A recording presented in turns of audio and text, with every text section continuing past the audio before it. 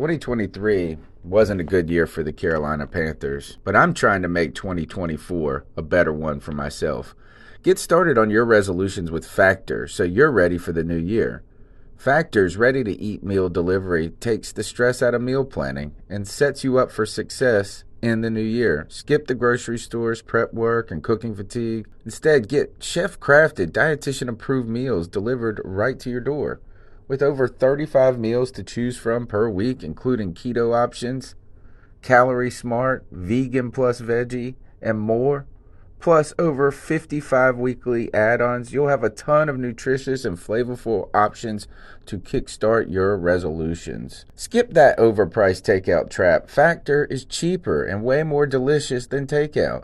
Get chef-crafted, restaurant-quality meals delivered right to your door, and they're ready to heat and eat in just 2 minutes, which means more time for you. Head to factormeals.com/C350 and use the promo code C350 to get 50% off. That's code C350 at factormeals.com/C350 to get 50% off. Tony Dunn, ain't nothing to it but to do it, brother. Let's roll. In a world where Carolina Panthers fans have an insatiable thirst for Panthers news and opinions, only one podcast roars ferociously. It's the C3 Panthers Podcast.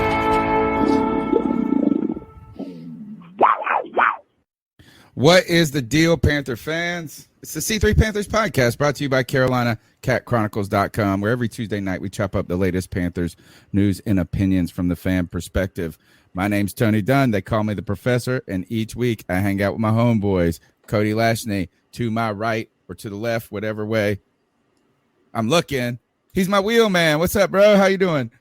Tony Dunn, I'm doing good. I may or may not have to get a tooth pulled tomorrow morning. But whatever, dude, such is life, you know? The Panthers released a bombshell of a news statement today, something that we have all been asking for. Man, it came out of nowhere. I think we all kind of didn't think that any kind of uniform changes would be happening. But lo and behold, man, here we are. We've got 5 good questions that are surrounding this team that we're going to answer tonight. But Tony Dunn, you already know that we're going to do it with the best Panther fans in all of YouTube. You already know them and love them. It's Anthony Price, Blake Bredis, the Grim Reaper, Hector Macho Camacho, Jeremy Clancy, Joey the Blind Panther Esquivel, Lynn Leonhardt, Tar Heel Eel, White Chocolate Espresso, Y Big Jordan, Tony Dunn. Ain't nothing to it but to do it, brother. Let's roll. Yeah, we got a fantastic show for you tonight. We are going to be talking. We're going to start the show off with the new helmets and the dark side video and all of that. So don't worry. But we're also getting ready for training camp, which is next week, starts on Wednesday. So it's like a week and a day, 1 week away. 5 questions facing the Carolina Panthers heading into training camp. I'm sure there are more. These are the ones that we thought of that were on our minds. We're going to talk about, is the QB battle for real? Should we, keep the kid gloves and protect Mr. Bubble Boy Christian McCaffrey, or is it just time to throw him out there and hope for the best? Who will step into the limelight, the spotlight? Will it be Terrence Marshall Jr., somebody else?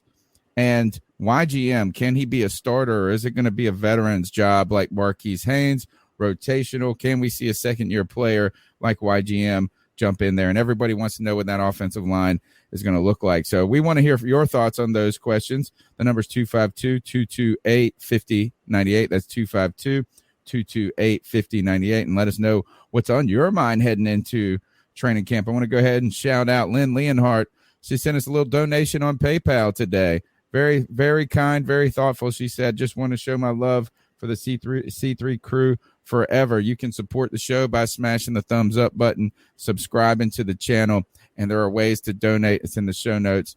We have Cash App, we have PayPal, we have Patreon, we have some different things. We don't ever beg for it, we don't ask for it, but we do appreciate it. And thank you right away to a super chat right off the bat. Who do we got here? Zach Baker. Yeah, Zach Baker says, you heard me. 10 wins this season. Also, DJ Moore's rating on the new Madden is disrespectful. Isn't it always, Zach? They're never going to give our guy the credit until he gets someone really good slinging him the rock. So, thank you, man. Yeah, thank you very much. And again, just thank you for everyone's support, just being part of the channel, being part of the community. And thank you, my man, the voice that makes it moist, CK, for coming back for another C3 Panthers podcast. Hey, man, I'm happy to be here. Happy to be able to talk about the Carolina Panthers for yet another week. But there's something that's even more exciting, and that is that we are exactly 1 week away from the Panthers reporting for training camp. So there's a lot of questions we have to answer. There's a lot of concerns we have with the team. But all in all, it's always good to know that the Panthers are going to be on the field, practicing, getting better, hopefully battling out, giving us some answers about what to expect moving forward with this season. I'm glad to be here to chop it up with you boys. We had such a powerhouse offseason. This show has been growing tremendously. Our goal is to get to 5,000 or 4,000 subscribers by training camp, or by the season's kickoff. We're like 200 subscribers away. 220 away. It can really be done. And I'm talking about this is that not only is that goal achievable, but the growth and the support that we've had in the offseason. I cannot wait, like CK said, to actually see some thudding out there on the football field and to have some real things to talk about beyond speculation, just our feelings. But to really, I can't wait for the first post-game show this year. I'm really excited to get some football back. And I tell you one thing, I was really excited when Greg dropped this intro, and we got a couple more gems coming to you later in the show. I'm sure Joey the Blind Panther was very excited to hear the growl that makes him howl being part of the introduction. I've already seen a lot of good comments in the chat room. Greg, welcome back, and thank you for your creative input. Oh, man, always really, really fun time. Dude, it's getting so close to football season. I can smell it in the air. It's like I wake up and I feel differently now. We're like, I'm starting to look at tickets and looking into buying jerseys and really diving into the news for football now. It's so exciting. And I think this is going to be a big year for the Panthers. I really do. I've already got my playoff beard started. I hear you. Looking nice and lush. So it should be down to about, here by February. So we'll put him in some braids. Yeah, I know it's fantasy time, man. I'm telling you, like, I'm starting to get, it's the season. You know what I'm saying? Like you said, football is in the air, and next week we're going to have real football, or at least practice to talk about. In fact, tonight, before we jump in, just tomorrow night, 8:00, join me with Schuler Callahan for the beat check.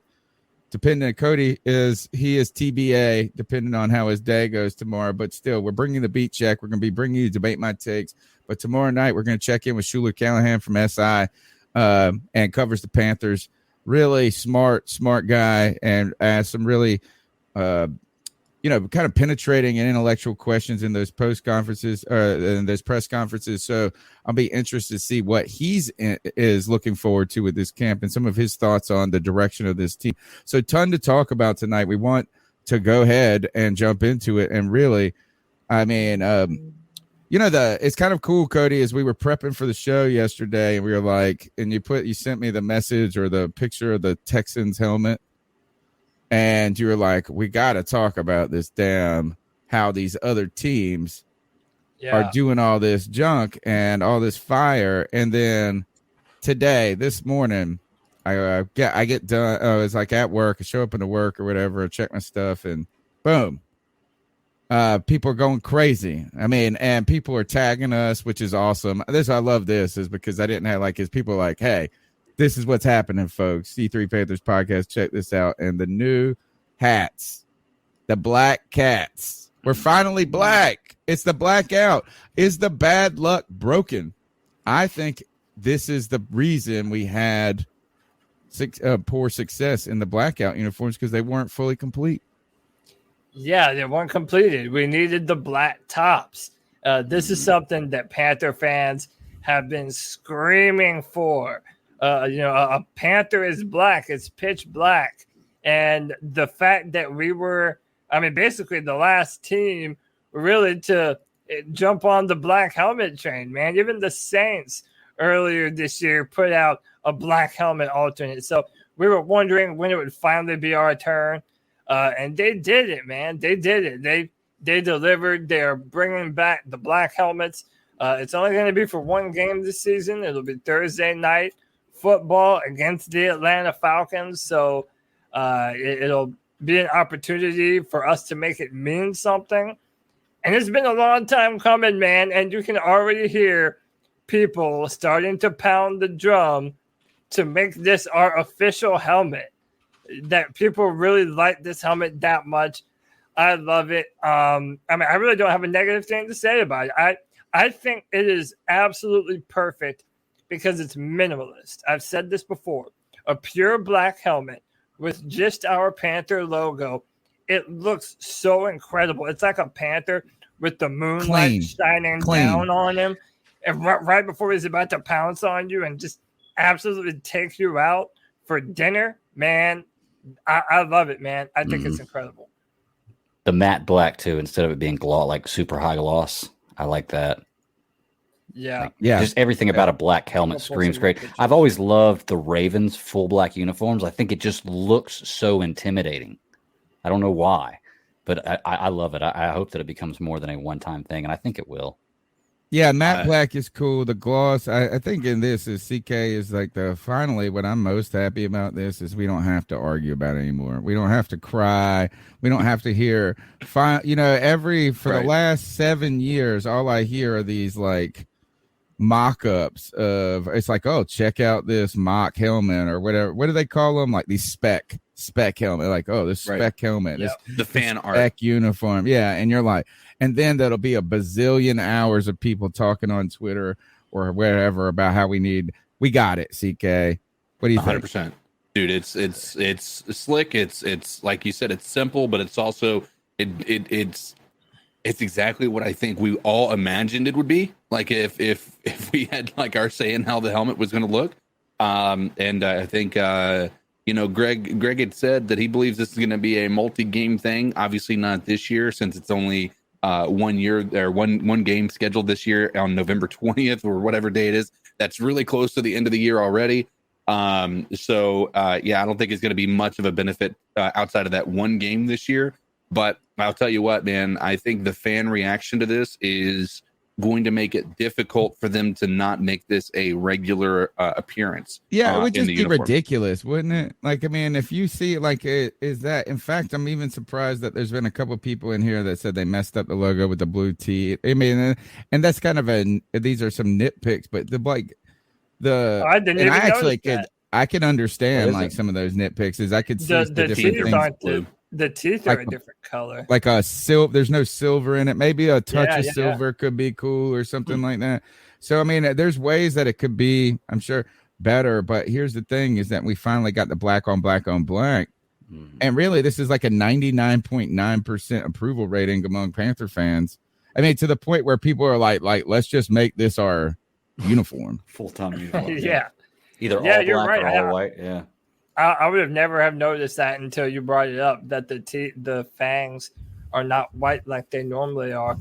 Maybe I would do the original logo, but dude, I don't even care. If it was this, I'm not complaining about it. Right. And listen, there's a lot of things that we could say about David Tepper, but I do think if you even look back at Panther fans wanting the Panther in the middle of Bank of America Stadium, as opposed to the NFL logo, David Tepper really has done a good job of trying to put his finger on the pulse, at least. Maybe not roster-wise or coaching staff-wise, but as far as aesthetics and things that people like pertaining to, the Panthers team, I think he's done a good job at that. So it wouldn't surprise me if sometime down the road, this is being considered to be a more permanent thing. Yeah. With the Panthers, as of recent, they've been doing the black bottoms and the white tops, which I've never really been a huge fan of. But I think the black bottoms, the white tops with this helmet will help it. Change it up. Will help it. Right. Yeah. Right. It always just felt like when you tried to mix up our uniform, that the silver helmet, like the traditional helmet, just kind of interfered with the mix up. Like you should have just stuck with what worked well at that point. So like that black, white, and then the silver was kind of like you're saying, I think this will complete it. I'm just hoping this is that somebody pointed out we're only wearing them once. You guys mentioned, but there's only one primetime game. You don't want to overdo the black on black unless you do make it the full-time uniform, right? Because what you can't do, like they talk about with the Heat, like there's just no way you're playing summer games. But we never do that anyway. If you notice the first three or 4 weeks that the Panthers play in Charlotte, they're always wearing the white uniforms, even if they're here. So okay. So all right, so that's a great point. So we know there's going to be more, but the thing is you kind of want to have a specialness to it. Like it's like you save it if you bring out the good booze on the special occasion type thing. If you wear it too frequently, it just becomes normal. It doesn't become like the cool thing. One time a year, I know is small, but that's just because we're only in one primetime game. And talk about, is there anything more quintessentially representative of Thursday night football than the Panthers and Falcons this year? And I'm hoping the Panthers have a good year. I think there's a possibility they could, but we know historically Thursday night games are just injury ridden, snore fest. I mean, we've actually had some good ones in the last year or so, but for a long time they were just horrendous beat downs or snoozers. This is not the most exciting primetime game, the Panthers versus the Falcons.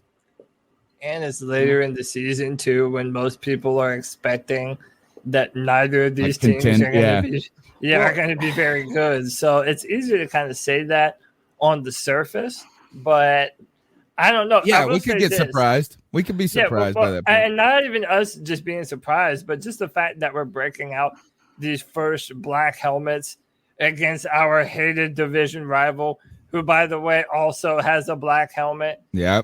And we have this stigma that, me and Tony go back and forth. Are they cursed? Are they not cursed? Are we always jinxed to lose in black? Is the black helmet the final piece of the pie that makes them no longer cursed? I don't know. The fact that it's all against Atlanta, it's kind of fun. It's the final Infinity Stone. Yeah. Or something like that. I don't know. I don't know enough about that. Who's that guy? Thanos. Hey. I don't know. But maybe that was the problem. Maybe it wasn't the black on black. Maybe it was the silver hex helmet. Hey, I do want to say, though, this game is like week 10 or 11 of the season. It's not that late. It's almost mid-season, just a little past mid-season. Is it November 10th? Yeah, this could be like a make or break game for us, to be honest with you. This could be one of those ones where we're looking at it like, okay, we're going to be a serious team or we're done. Yeah. Or in many ways, we don't know how the season would unfold. It's just kind of like the general theory is that the Falcons are going to stink and that the Panthers, at least outside of Panther Nation, thinks the Panthers are going to stink too. So it's like not the one you're marking on the calendar. But for me, it's a really important one. My birthday is the next day, so it's like a cool game. Like it might be the one. It's also cool to have it be on, the first season that Amazon's going to be hosting Thursday Night Football as well. Right. Like the whole year, right? Right. The whole year. Yeah. You're going to have Al Michaels. I think there's going to be a conversation about it. And the fact is, this is one of the first times I think that they're going to have where Thursday Night Football is pretty much going to be accessible to everyone, since pretty much everyone has Amazon Prime. There's not many people out there that don't. So they're going to have access to this, whereas before it was the NFL Network. There wasn't a lot of people that had access to that on a Thursday night. I had trouble. I was one of those people. I actually had trouble getting it. And then you used to have DirecTV. Mm-hmm. Then it was like, then it was the add-on, and I wasn't going to pay the add-on when I just watch everything on the internet anyway. I finally did start, I got those Thursday nights games when Amazon did it, and you try to illegally stream it other ways. But you're right. Amazon, I think, is widespread enough. It would be like if Netflix had it. Right. It's probably common enough. By the way, can I just say, dude, especially this picture right here with Brian Burns, look how cold that shit is, man. Yeah. Dude, just the all black, the pitch black, and the blue stripes on top. Dude, I just love it, man. I love it. Listen, I complain a lot when it comes to the Panthers sometimes, but when it comes time to give them credit, you have to give them credit. They hurt us. I think this is awesome. I really have not heard or Anybody. seen. Yeah, like I really have not seen anyone be negative about these helmets or even be down about it. Like it's unanimously seen as the dopest. It's like move what that took the so Panthers long. This could is have my made. favorite. This is my Yeah. favorite. Yeah, All right. I like I want to talk about one last thing before we move on to the 5 questions facing the Carolina Panthers heading into training camp. I think that one of, and it's kind of like I'm going to parallel this off this picture right here, is that I think that go ahead and expect the Carolina Panthers to go ahead and pay Brian Burns big money. I really feel like he has been front and center on their 100%. PR campaign for the last year and a half. Like, I mean, if you look at the 2 players that they used to drop this, it was Brian Burns and Jeremy Chin. And like, it's like these are right now, I think that, I mean, no Shaq Thompson, right? And not that like, but like, I really think, and you're talking about Burns, who's in his 5th year option, I believe, like it's time for them to get the deal done. You know, it's like there's not like if you don't do it soon, he's going to hit free agency, and then I mean, if he has a big year this year, it's going to cost a bazillion, even more dollars. I just really feel like him being on the front and center, the face.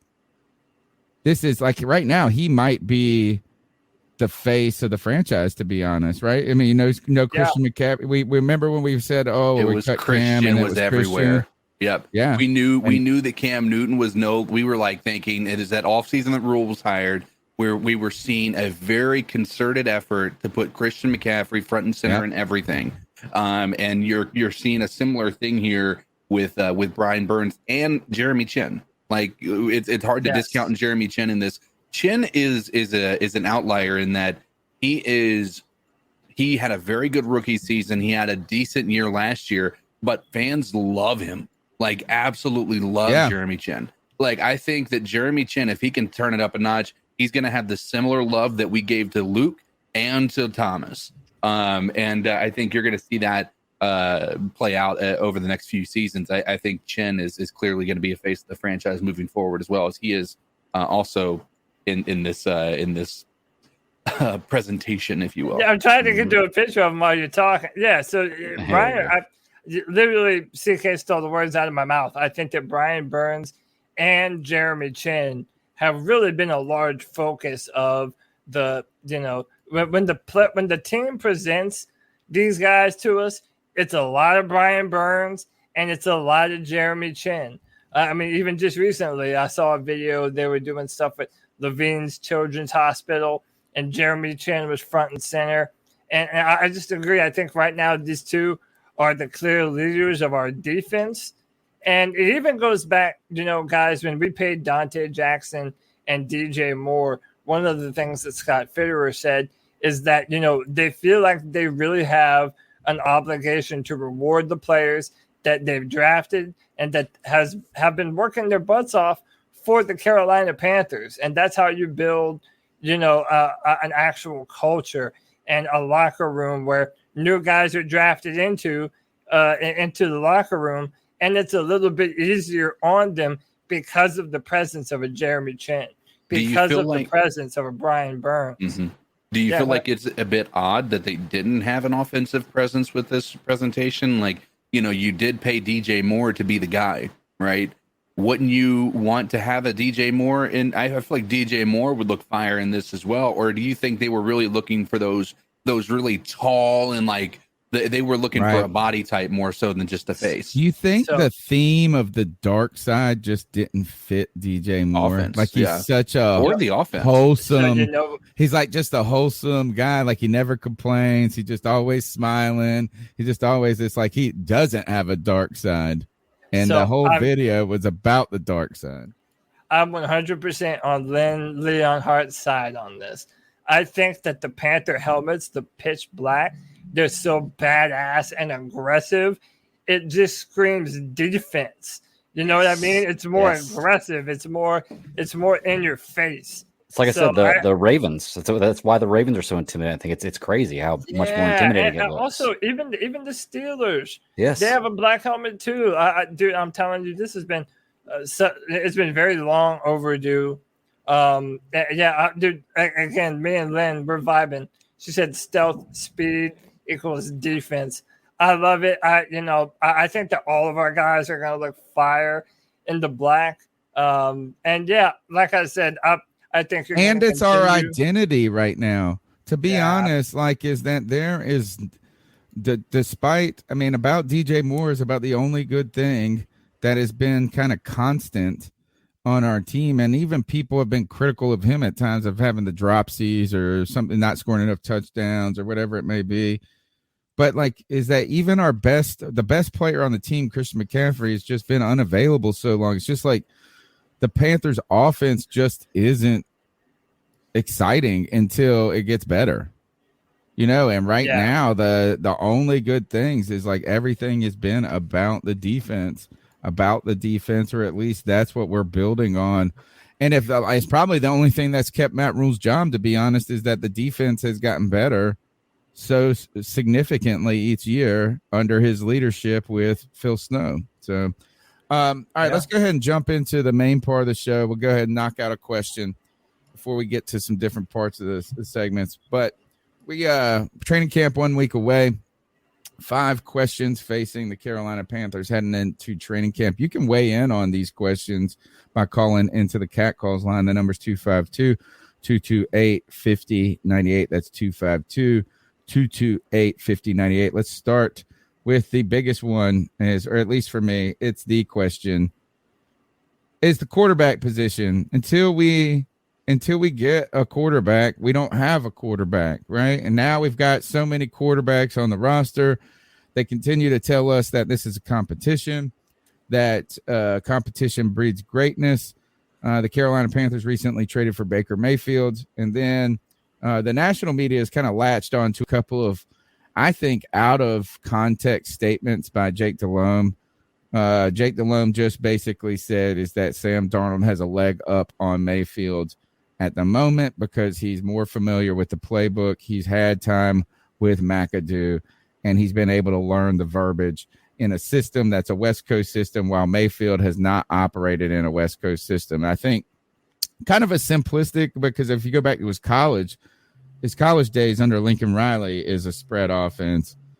You know what I'm saying? They're firing it everywhere. So it's not like he's just incapable. It's just a question of how quick, how familiar. And the way that they set this up on the radio interview with Jake Delhomme is that they kind of see Darnold having the kind of maybe taking the reps early on in camp, and then Mayfield's like with the ones, and then Mayfield's as he becomes more familiar, supplanting him.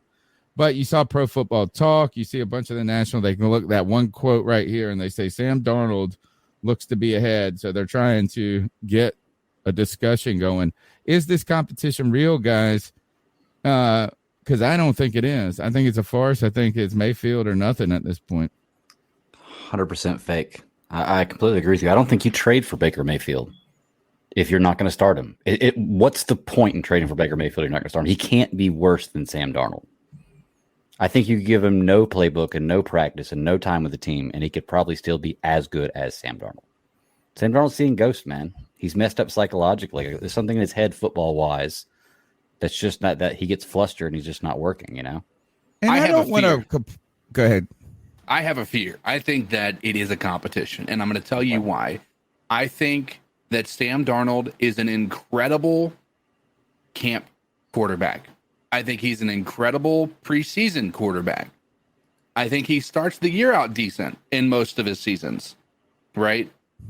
The problem then becomes they're going to use training camp as a leg to stand on to say Sam Darnold is a better quarterback than Baker Mayfield, right? And I don't think that's a fair assessment, because when you look at the actual pudding that he's putting on the plate, it is not coming out as anything but runny, right? It's just not there. There's no substance to it. And Baker has put that on the field before. Now, the argument is, how good is Baker Mayfield? That's an argument that we can have all day, every day, right? But on paper, on tape, on pretty much every capacity you can think of, Baker Mayfield is the better quarterback. But I do have a fear that this team and this coaching staff sees this as a real competition as opposed to Baker Mayfield, the guy. I can't believe it. And the reason I can't, but man, I felt like they have written Sam Darnold. Now, I don't want to completely write off Sam Darnold as a like, I think it's just unfair to be like that to people as well. Like, you're a bust, you're done, you're crap, you suck. And it's just so easy to say that he's just terrible and this and that, right? I mean, we know it's just like internet talk in some ways. But at the same time, this front office has written Sam Darnold off so much. I mean, they came out from the very beginning at the end of the season saying, we got to get better at quarterback. They didn't say, oh, we got to do more to help Sam get better and give him time. They said, we got to add to this room. We are adding to this room. We want people. They have aggressively courted Deshaun Watson. They have aggressively gone after, somewhat aggressively in the draft with Matt Corral. Then they have, on top of that, traded for Baker Mayfield, and they just shit talk Sam Darnold the whole time. Like, and that's fine. I mean, I know he hasn't given him a ton of reason not to, but it just seems bizarre to have. I mean, those two faces on the sidelines together is just going to be who would look like they're more appropriate wearing the hat. You know what I'm saying? Like, imagine what kind of stones would you have to have would you think that Matt Rule is a baller if he actually had the guts to say we're starting Sam Darnold over Baker Mayfield? I would be like, maybe this guy does have balls. Well, my thing is this. I agree with Greg, is that I don't think there's an actual competition.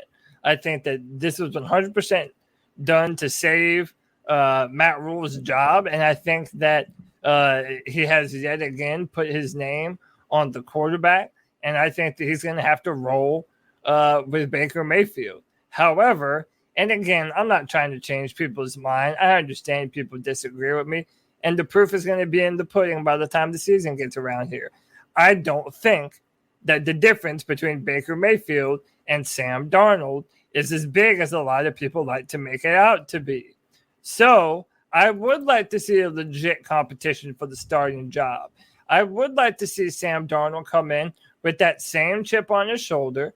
I mean, listen, I understand Sam doesn't have a lot of fans, but we talk a lot about Baker having a chip on his shoulder. If you're Sam Darnold, how did you not have a chip on your shoulder right now?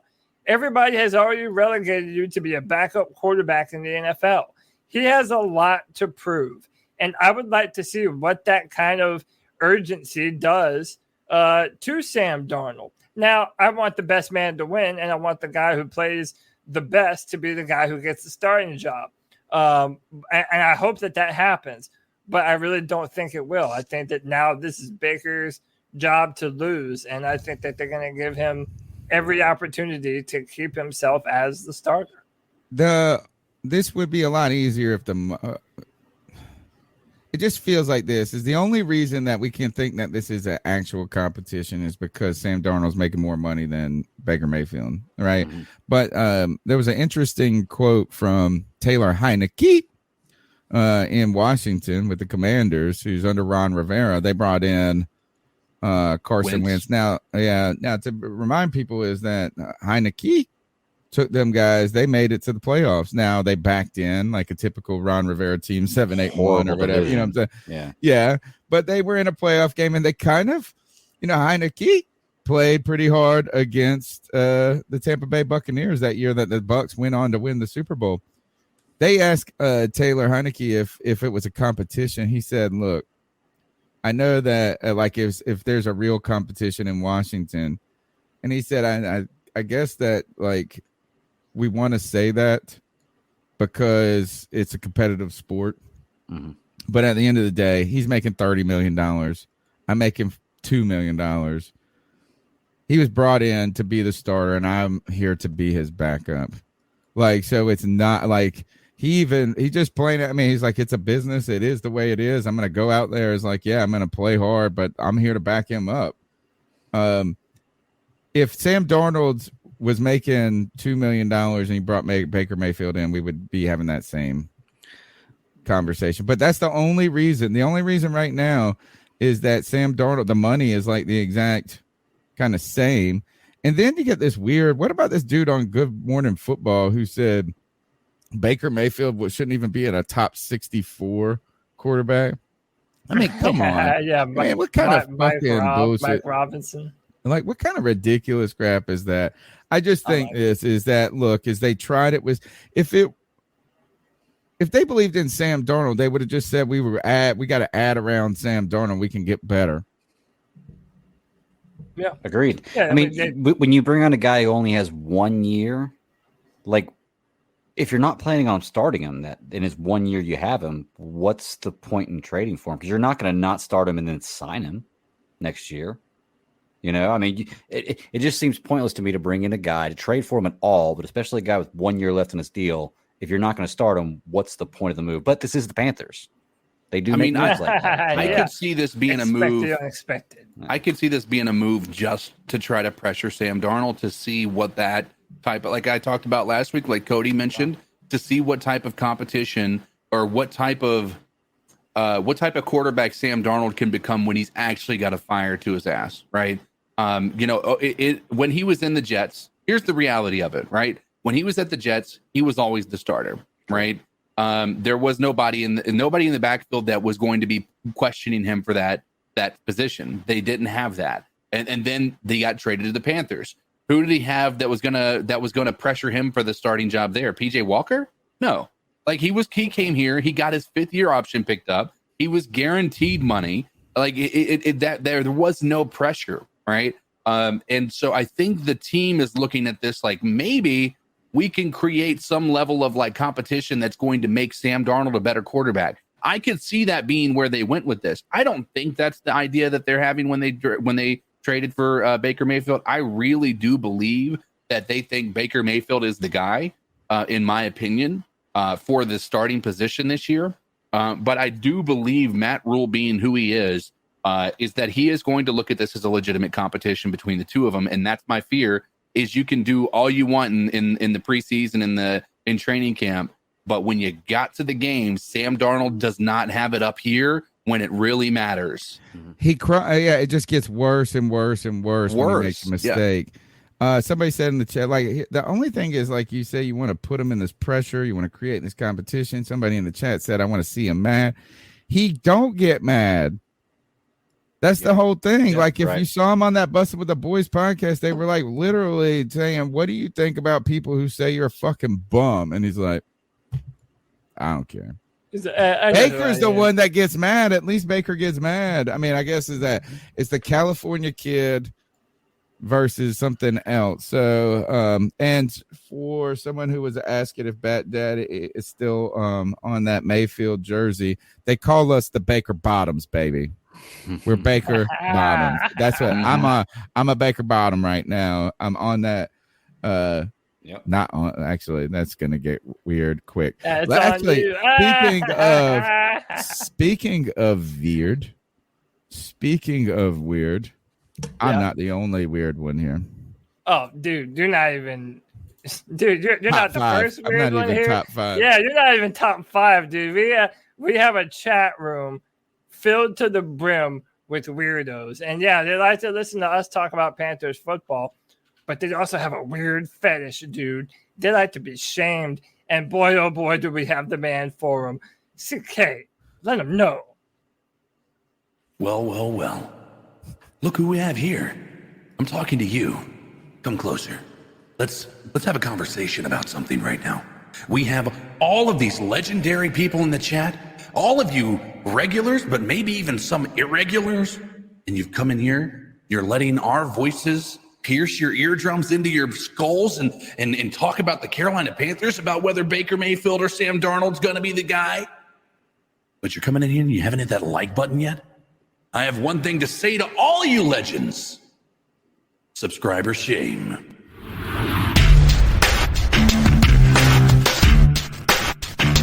Subscriber shame. 193 strong viewers watching right now, 73 thumbs up. Hit that like button, hit that subscribe, hit that notification bell every single time the C3 Panthers podcast goes live. Listen, the season's almost here. We're kicking it up into high gear, y'all. We're going to be putting out more and more content. We have beat checks coming up. We have Debate My Takes coming up. We have the return of the post-game show it's right gonna be around so the lit this corner. year. Man, we have so much cool things in store for y'all. If you would like to be a part, hit that like, hit that subscribe, hit that notification bell to help us grow this channel and get to 4,000 subscribers by the start of the season. Please and thanks. Tony Dunn, what we got next for him? Next comes back to Christian McCaffrey, right? And what we're asking here is that Christian McCaffrey, I saw someone, and we'll talk about this in a moment. We got some stats coming from the Stat Daddy. But it's kind of was sparked with number one is a guy on Good Morning Football last week or a couple of days ago said that Christian McCaffrey was the second most overrated player in the NFL.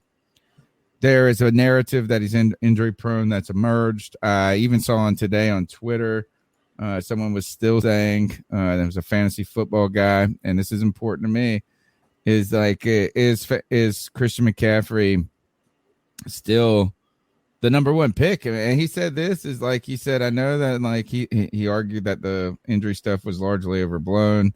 He knows that it went bad the last 2 years, but he still thinks like there's a reasonable argument for him to be the number one fantasy pick. Mm-hmm. But all I'm trying to say is this, when it comes to this, is a question going into this training camp. We have debated, so many people have debated about moving Christian McCaffrey to the slot, what his role should be.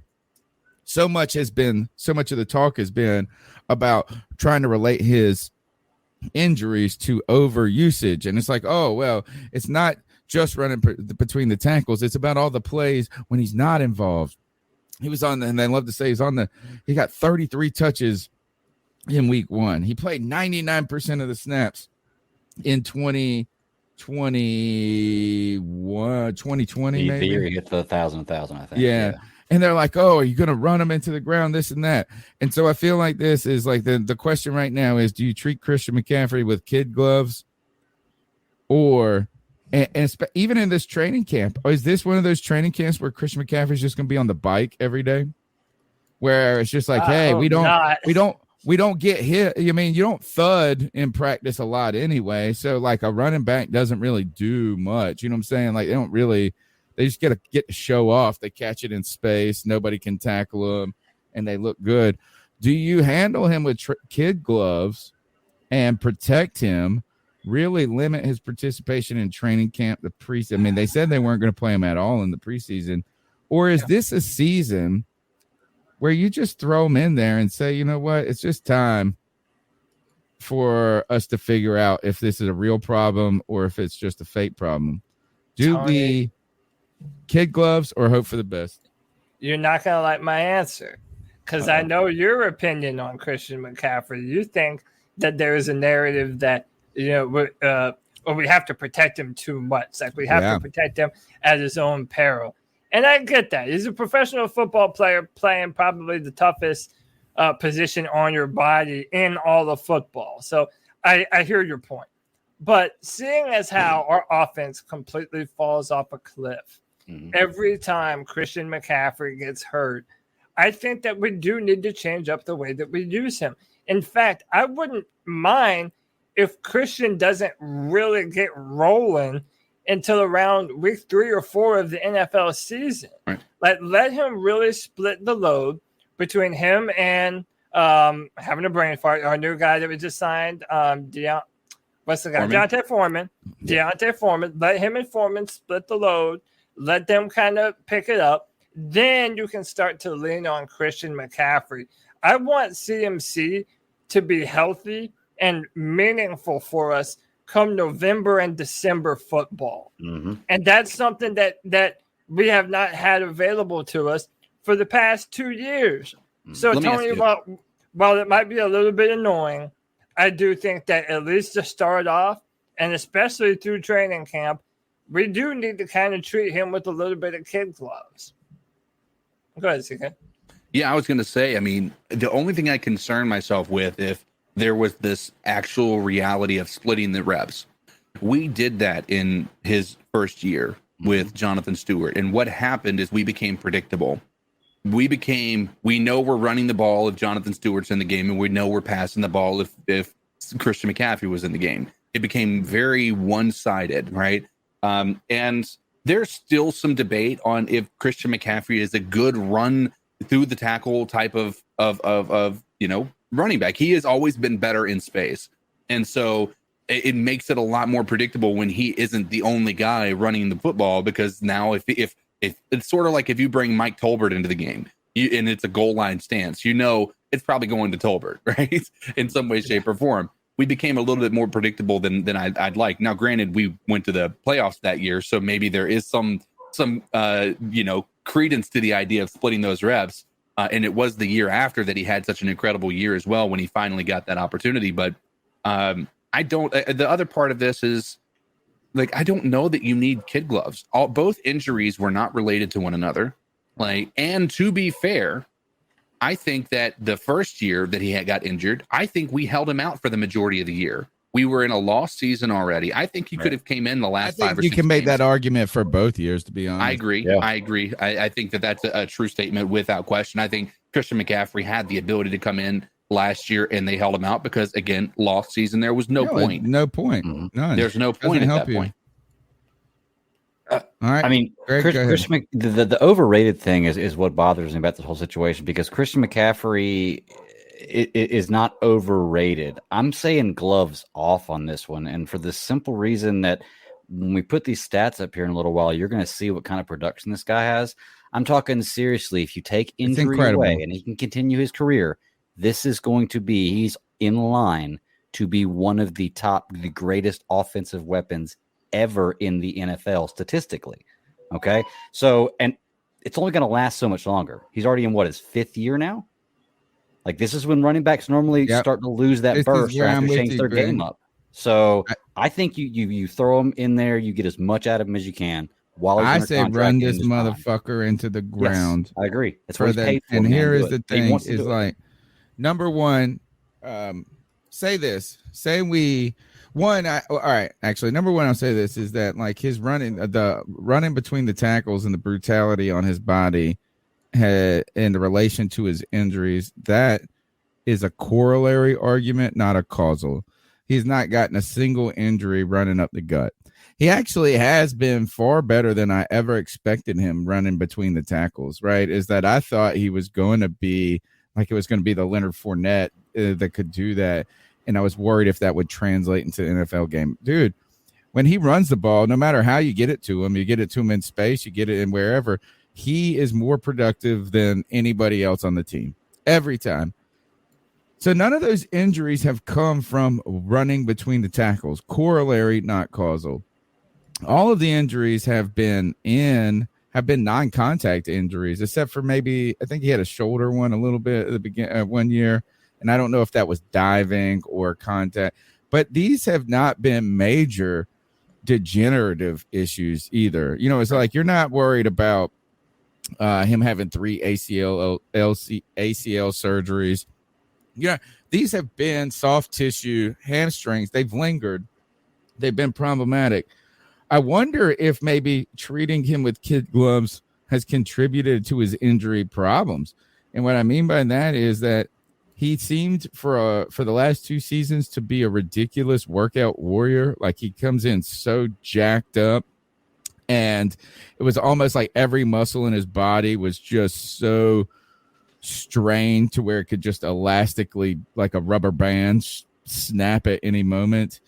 You almost wonder if him just going full speed in day one without a lot of contact, a lot of kind of warm up through training camp, through preseason, has maybe been any contributor to that.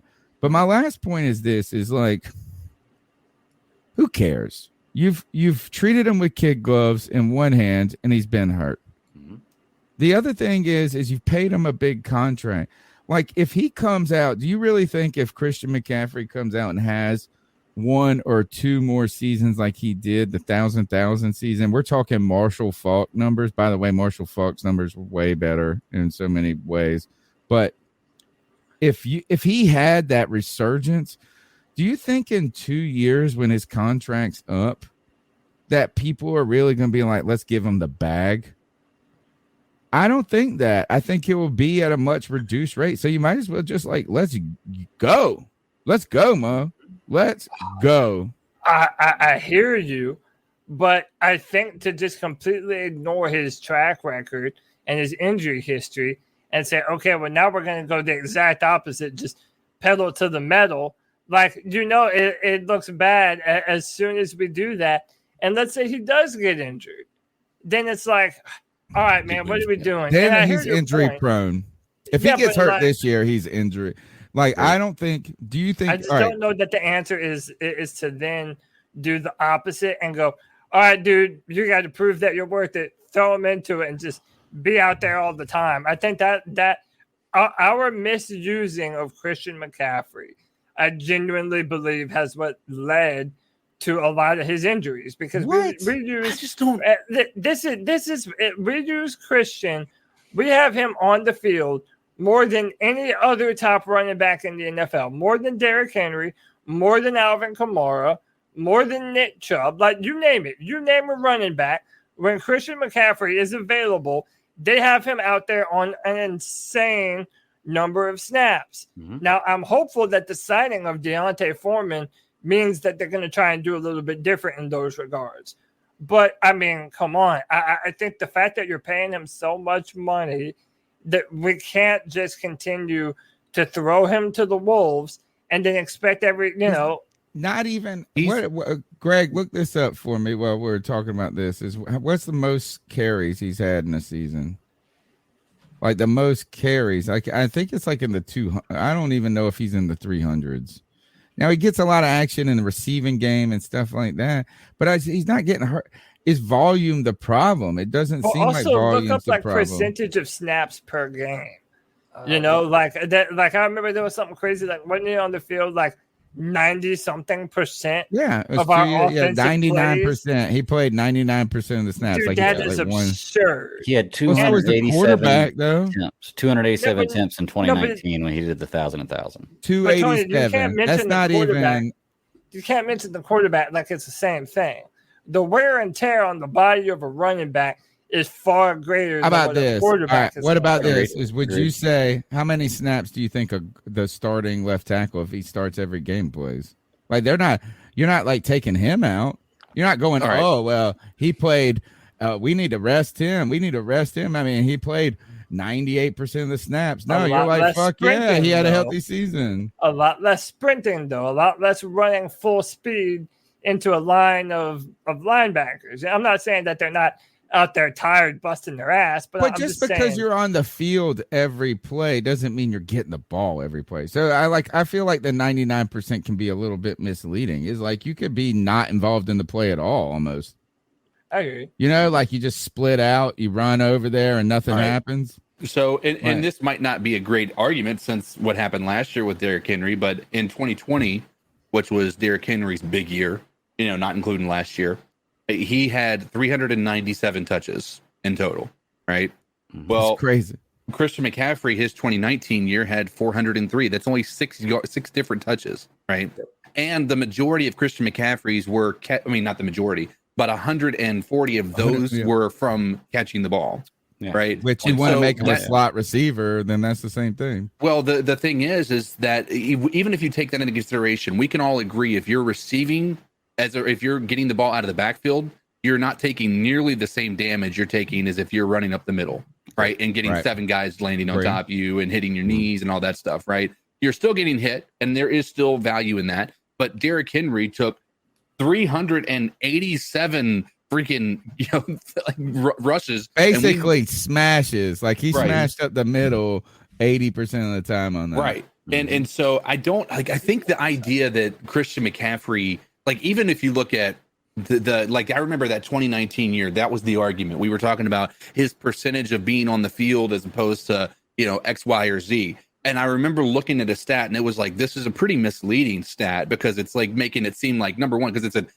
Christian McCaffrey was on the field for 98% of the snaps of the offense.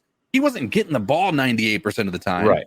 But on top of that, Christian McCaffrey was incredible at avoiding contact, right? So it wasn't even like he was getting that type of damage. I don't even think, if you look at last year, like, or even the year before that, I don't think that his injuries came from contact. None. Like, I he think there did. were a He tried lot to of do like a little hiccup move or something, Right. and he pulled his hammy. Yeah. And I think that has more to do with his conditioning in the off season more so than anything else. Conditioning. Right. Maybe Over too big. conditioning. Yeah. Well, I think he's got Over exercising. I think his body type, and again, I'm not a scientist and I'm not Christian McCaffrey. Christian McCaffrey knows his body more than me. But I think based on just the eye test, Christian McCaffrey is not meant to be this ginormous human being. I think that it makes it unnatural and it makes it more likely to have those soft tissue injuries that he's been dealing with. The good news is these have not been like meniscus injuries or like these things that are going to slow him down over the life of his career. Achilles. Right. You're probably more worried about what Derrick Henry went through with that. Right. 100%. He had that same, I think he had an injury similar to Cam. What was that called? Remember when it's like that little bone? Plantar fasciitis? No, it plantar was- fasciitis is when you get like a cramp in a permanent foot cramp. It was like a metatarsal. Yeah, they had to crack the metatarsal.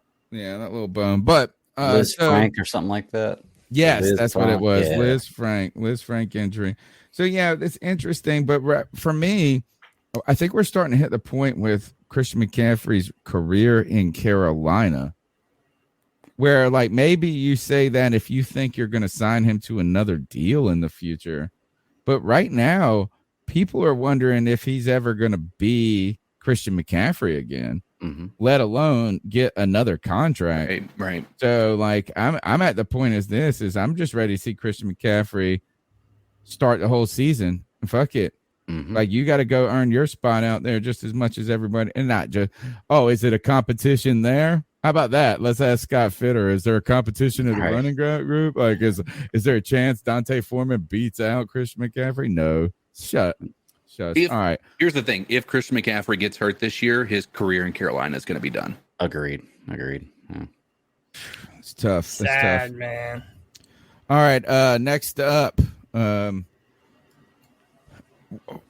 who wins the spotlight? Now, this is who wins the spotlight in this training camp. There's always a training camp darling, right? Is that somebody who they impress, they stand out, they're going to have the best year, they look so good.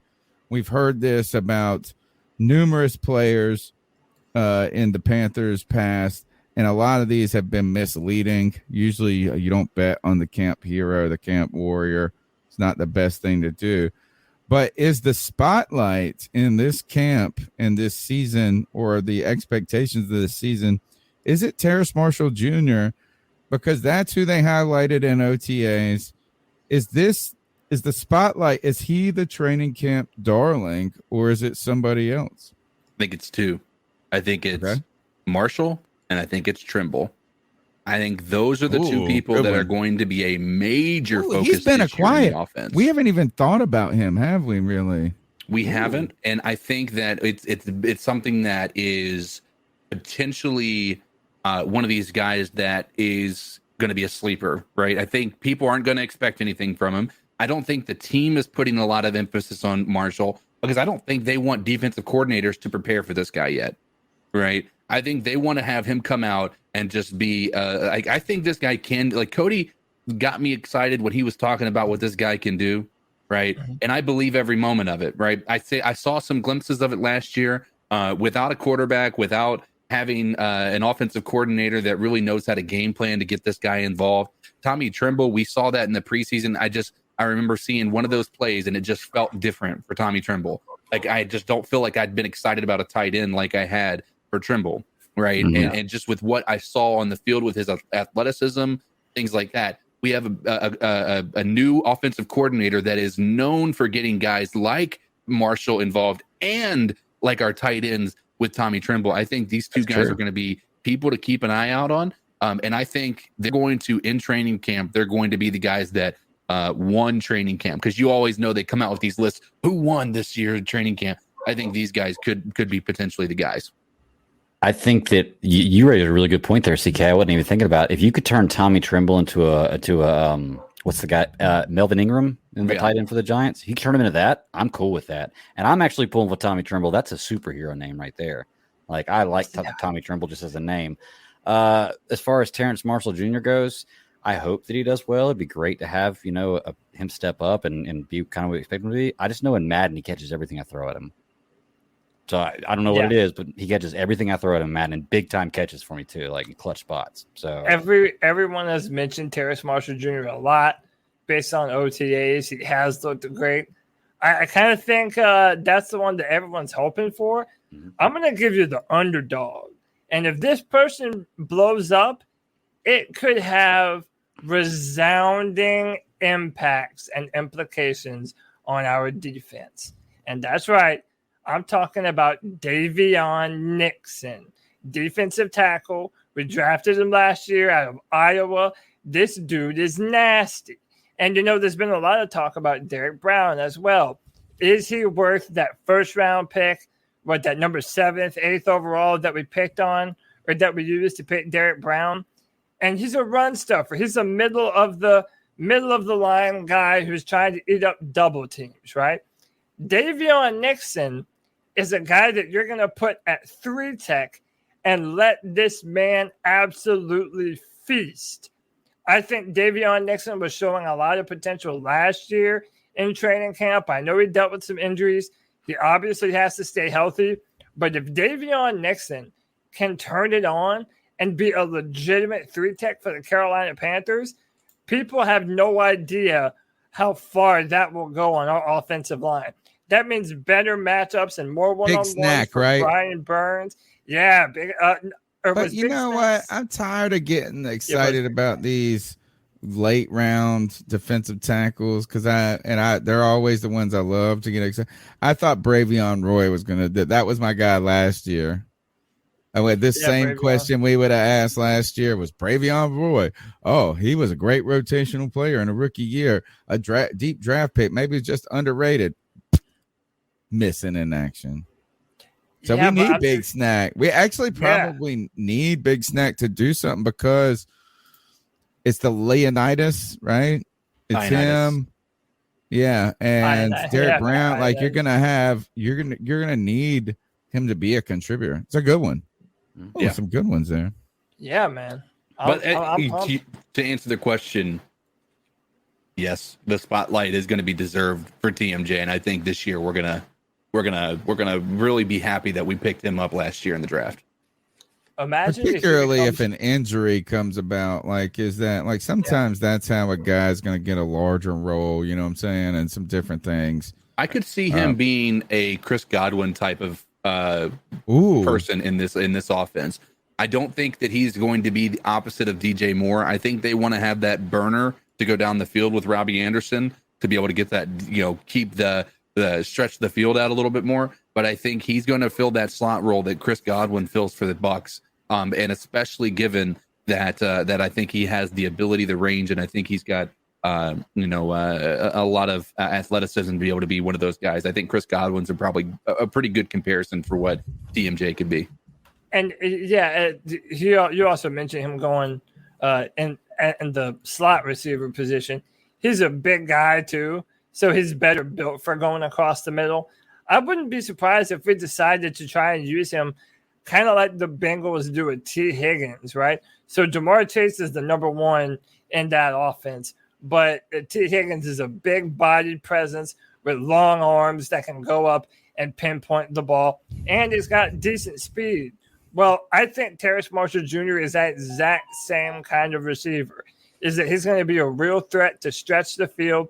He ran a 4.3, and the dude's 6'3". He has an incredible ability to high point the ball. I think that's what our offense has been missing. Once upon a time, it was supposed to be Kelvin Benjamin and Devin Funchess, and you all know how that turned out. So, yeah, I think he has a lot more potential than either of those two. So, yeah, man, he needs to have a big year this year, man. Our offense in general has to have a big year. Everyone has to step it up to a new level this year. Man, I can tell you this. Keep it real. Keep it real gone wrong. He said, y'all going to watch the Panthers lose to the Browns, then watch the Hornets lose to the Cavs. I tell you this, man, is poor man. The Browns fans win one, get to the playoffs and win one time in 20 something years, and then they're like, man, we got the best fucking team on earth. To be fair, let's also keep in mind this is a minority of the Browns fans. The majority of Browns fans are pretty level-headed and have dealt with some of the worst seasons that you could ask for as a franchise. Like, let's be real about it. Like, if you're a Browns fan, I commend you because you have gone through some shit. I know, right? You have gone through the ringer, and you've had these super teams, and you've never been able to put it together. And I know this is starting to sound like an insult, and it sure sounds like it's possibly going that way. But at the end of the day, I think that if you're a Cleveland fan and you're in a Panthers podcast constantly day in and day out, I think there might be a fear involved that maybe you lost the trade, and on top of that, maybe you lost the trade for Deshaun Watson, especially if he doesn't play this year, and now you have to worry about trying to figure out a assign all of these major names coming up that you have to worry about signing to a long-term contract, but you're going to have to pay Deshaun Watson such a large amount of money. But at the end of the day, I don't think the majority of Browns fans are keep it real style.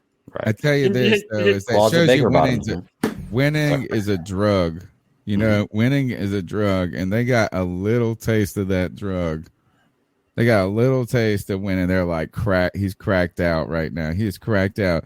And I tell you this is the craziest thing I've heard recently, was like in the Browns news, is that they are interested in signing a veteran quarterback in case they need something with the Deshaun. Like, well, first, you're going to be, if the NFL doesn't suspend him at all, or if it's just 2 games, it's the greatest.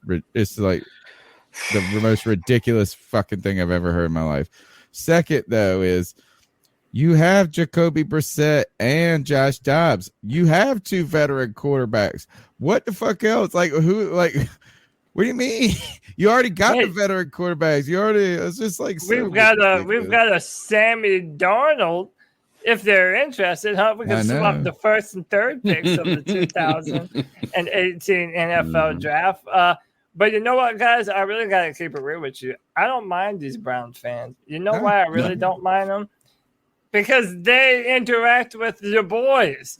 They're here. They're in the chat room. They're during the Friday free-for-all.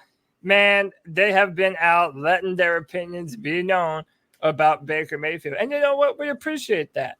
And if you would like to continue to follow the career of Baker Mayfield, hit that like and subscribe. We're going to be doing this all season. And more importantly, if you would like to let your opinion on the Panthers, the Browns, Baker Mayfield, whatever, to be known, but then we have just the thing for you. Let's do some cat calls, Tony Dunn. 252-288-5098. So what are your thoughts on catcalling? Yeah, it's pretty. You shouldn't do that to somebody. And how did that make you feel? Very uncomfortable. So how do you think catcalling makes the person feel? It feels good, like. Who's that cat sitting in the back corner with his face buried in the snow? Who's that kid that can use one?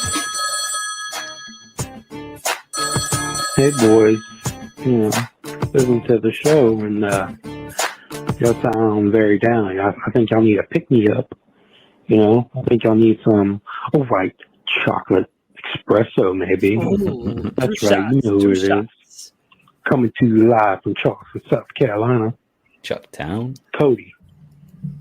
I hear you, Cody, on Twitter, crying. Wah, we have a middle-of-the-pack quarterback. Wah, I want to talk about quarterback. Wah. I want Patrick Mahomes. He is my son. You know what we had to put up for the last 5 years? Horrible, below average quarterback play. I've been praying for average. So my question to you, Cody, is what quarterbacks right now starting would make you satisfied going into the season with? Which quarterback you'd be like, you know what? I'm okay with that. That's my question to you, Cody. And always remember, Cody, Spurs up. Tigers eat chickens, bro. Just saying. Look, man. Look, I could go down a list and name a bunch of quarterbacks that I would prefer over Baker Mayfield, okay? But let me not waste your time, okay? Because essentially what I'm saying is that Baker Mayfield equals Teddy Bridgewater. Yeah, if you want to say that he's better than Sam, fine. Whatever, dude. I'm tired of arguing the semantics. My argument is based on if you put Baker on all those teams Sam was on, he'd probably have very similar stats. I can't prove that. But what I can say is, to me, the athletic ability and the quarterback traits that Baker Mayfield has are very on par with Teddy Bridgewater. And we all saw how that happened and how that worked out.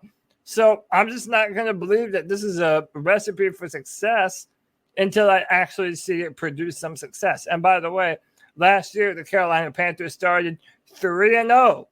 So even if we come out to a hot start, I'll give the man his due, but I still need to see some sustained winning performances and a dramatic decrease in fourth quarter interceptions before I'm ever going to believe that Baker Mayfield is the answer to the Carolina Panthers quarterback woes.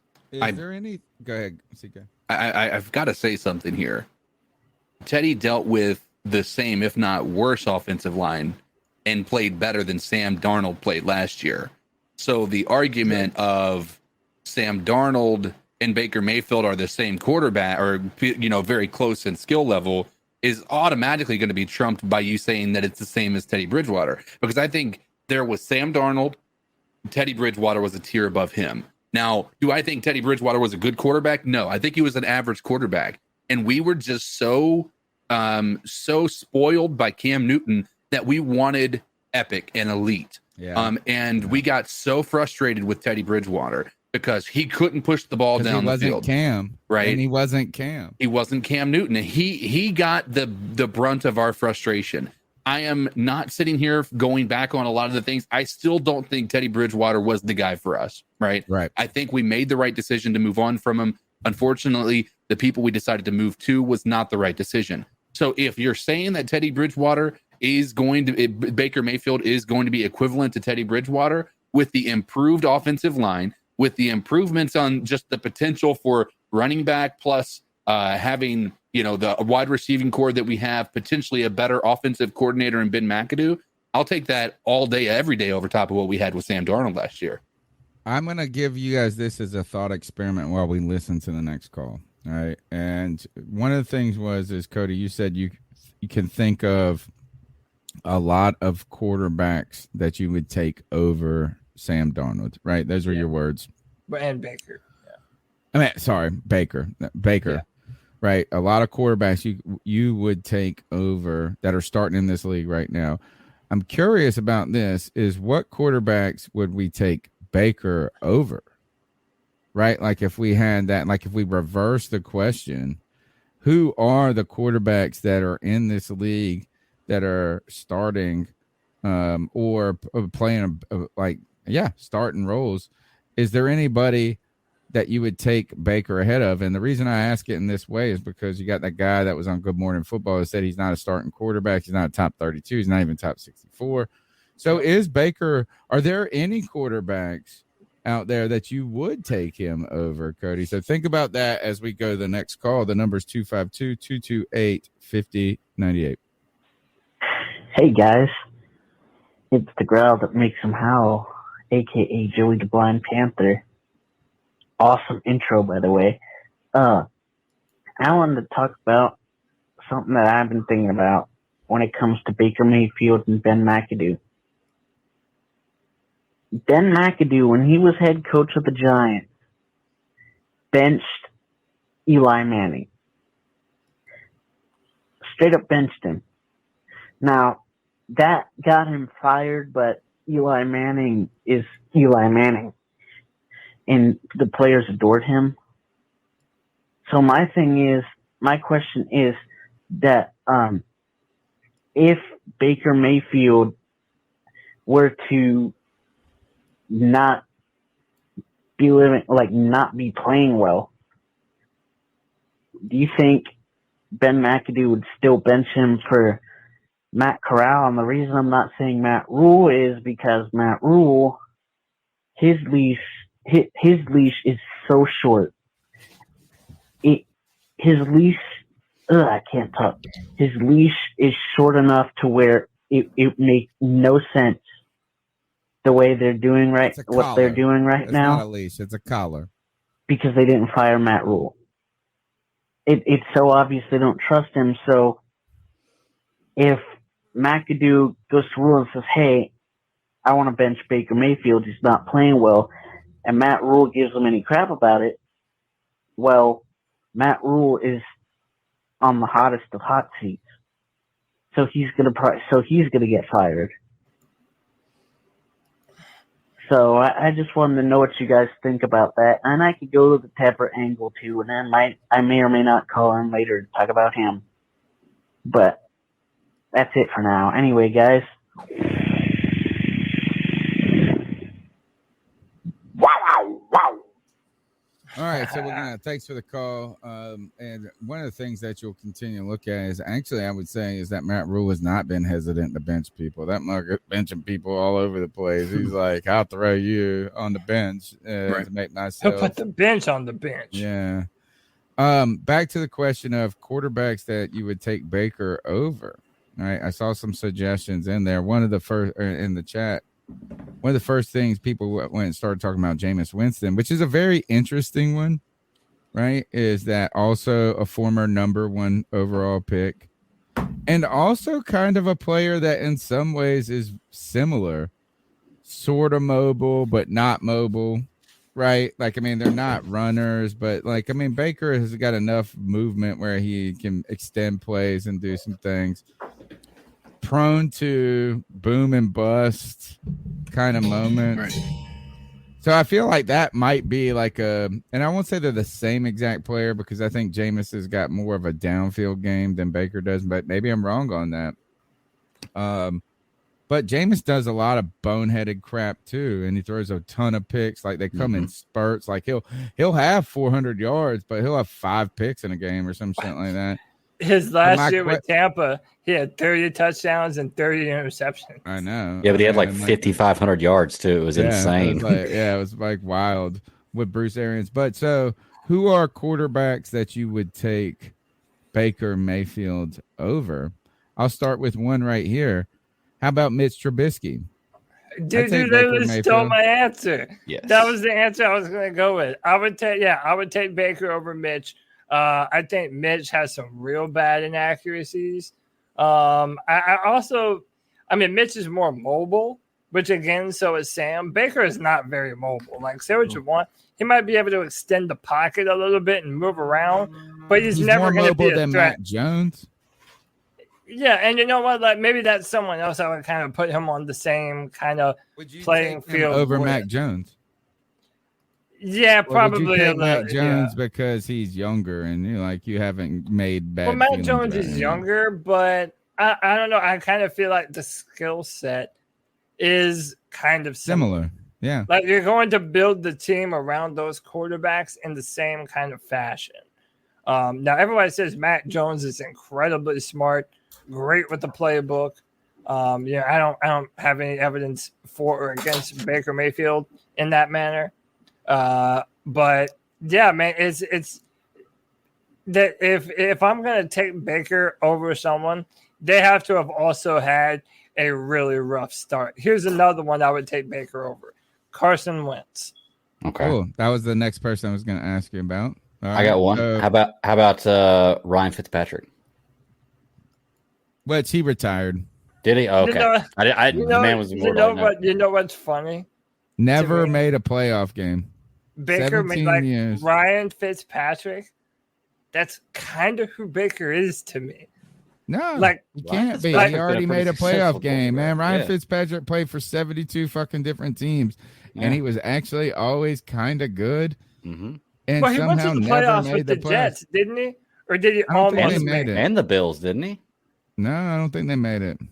Oh, maybe I'm wrong on that. Somebody can double check me on that. But there's something with Ryan Fitzpatrick where he's like always been like even his best seasons, the ones that you think are good, are still fucking horrendous. Yeah. What about Matt Ryan? Matt Ryan, I would think take you over have to go Baker. Matt. Really? I think Matt Ryan still he's got in some gas Indianapolis- in the tank. Who is the quarterback for the Atlanta Falcons? That's what I want to know. Who the hell Marcus is it? Mariota. Yeah, Marcus Mariota. How embarrassing! I is would that take for him them? over him. Yeah, I would for take sure. Baker over Marcus. Yeah. Yeah. Yeah. What about Davis who was- Mills? Who was Andy the Dalton. quarterback? Oh, but by the way, about Matt Ryan, I feel like I have less of a problem, like actually kind of rooting for that guy this year. Oh, One, dude. he's not a Falcon, and number two, he's in the AFC. Like the they Colts, might, yeah. the Colts might be a pretty damn good team this year. I'll throw it out there. I want him to do so fucking good because it's going to just spit on the Falcons franchise. Yeah. Like Yeah. that's why. I'm Like for it. you let him go for basically peanuts, right? And now he's gone to a team that probably can utilize him in a more efficient and effective way. The biggest question mark they have is wide receiver, really, but they have a great offensive line. They have a running back. Matt Ryan's about to go over there and post some numbers that I think people are going to be surprised by. I agree with that 100. And here's the way I put this is I know I saw my boy Kev in the chat said Matt Ryan is done. He's aging, right? But like one of the things is first, Matt Ryan has played like every game for the last 16 years. Like he is always available. He has been very prolific. Like he always puts up good numbers. Like in fact, you would never. And when I looked at those Falcon teams, he wasn't the worst part of them ever. It was just like you would talk about offensive line. They don't have a defense. Yeah, I mean, he really carried that team in a way. Now he had some receiver, but he didn't really shrink but my real thing, I think the way to think about this is it's like almost a real case study is Phillip Rivers was in a very similar position in his career when he went to the Colts. And I think he played 2 years with the Colts. They made the playoffs once. I think Matt Ryan has more gas in the tank now than Phillip Rivers did when he went to the Colts. So I'll be interested to see a Colts team with a very good defense, a top 10 defense. They had it was at the back of the top 10, but like a 9, 8, 9, 10 type defense. The number one running game in the league.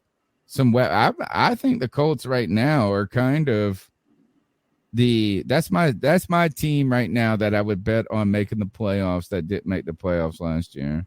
Yeah. They barely missed out last year, I think. Right. Mine right. would still be the Chargers just because of how low right, they but that's are, the easy answer. That's the easy answer because that's the sexy That's a tough answer. division, though.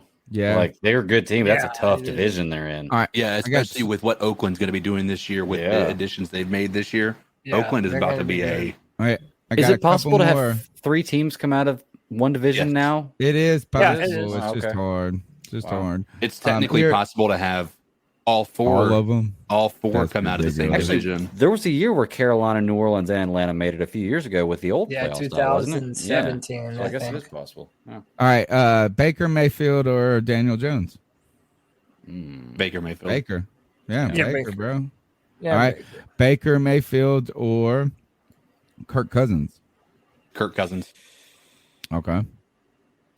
Kirk Yeah, Cousins has probably. proven. I can Simply say that. I mean, because like, of I'm how okay he with does it. that. Like, I would say, I think that would be, like, if we said Baker, it's just us hopeful. Like, Kirk I Cousins. also don't like his throwing motion, but still, Who? Kirk. Kirk Cousins. Dude, he has been one of the most consistent QBs in the entire league over the past 10 years. Man, he puts up numbers. How about this? Baker Mayfield or Jared Goff? Baker Mayfield. Boom. Baker. All right. Baker Mayfield or Drew Lock? Baker Mayfield. But Drew Lock, is he really going to be the starter for Seattle, you think? It's not. It is not going to be no Geno Smith. I don't know, dude. I promise. Geno Smith is so old, bro. He is so old. And when you watched him play last year, I mean, he's I'm not old even worried about as that. I'm shit. saying, like, there's other quarterbacks out there that they could try to go after. I mean, Cam Newton could be an option. They can. I mean, there's some guys on some Too teams. late. Man, they ain't done nothing yet. I just don't know that Drew Lock is the guy they're going for. Trying to think, are there any others that are out there? We did Carson Wentz. like- We did Trubisky. The only other people you could even say Baker Mayfield or Justin Fields, and I know you're going to say Justin Fields because of his future potential. But right now, there's no like on apples to apples. Oh, I right think now Justin we've Fields- named off at least. I mean, that right Trevor away Lawrence. tells us that Baker Mayfield is a top 20 quarterback. Based on what we've seen, Baker Mayfield or Trevor Lawrence. Or you, Trevor Lawrence. But then the question, then Trevor Lawrence, Hold on. because you know he broke the rookie record for yards. But Can it's we because talk he about- threw it 9 billion times? can we really allow Cody to actually show where he really does value Baker better than Sam Darnold to a pretty major? I bet you the majority of these names we just said we would pick Baker over top of, he wouldn't say the same thing for Sam Darnold. Wait, so I wouldn't take Sam over. Would you Would you take take Sam Darnold over Daniel Jones? Oh, no. No, but I picked Baker over Daniel Jones. I know. That's what I'm saying.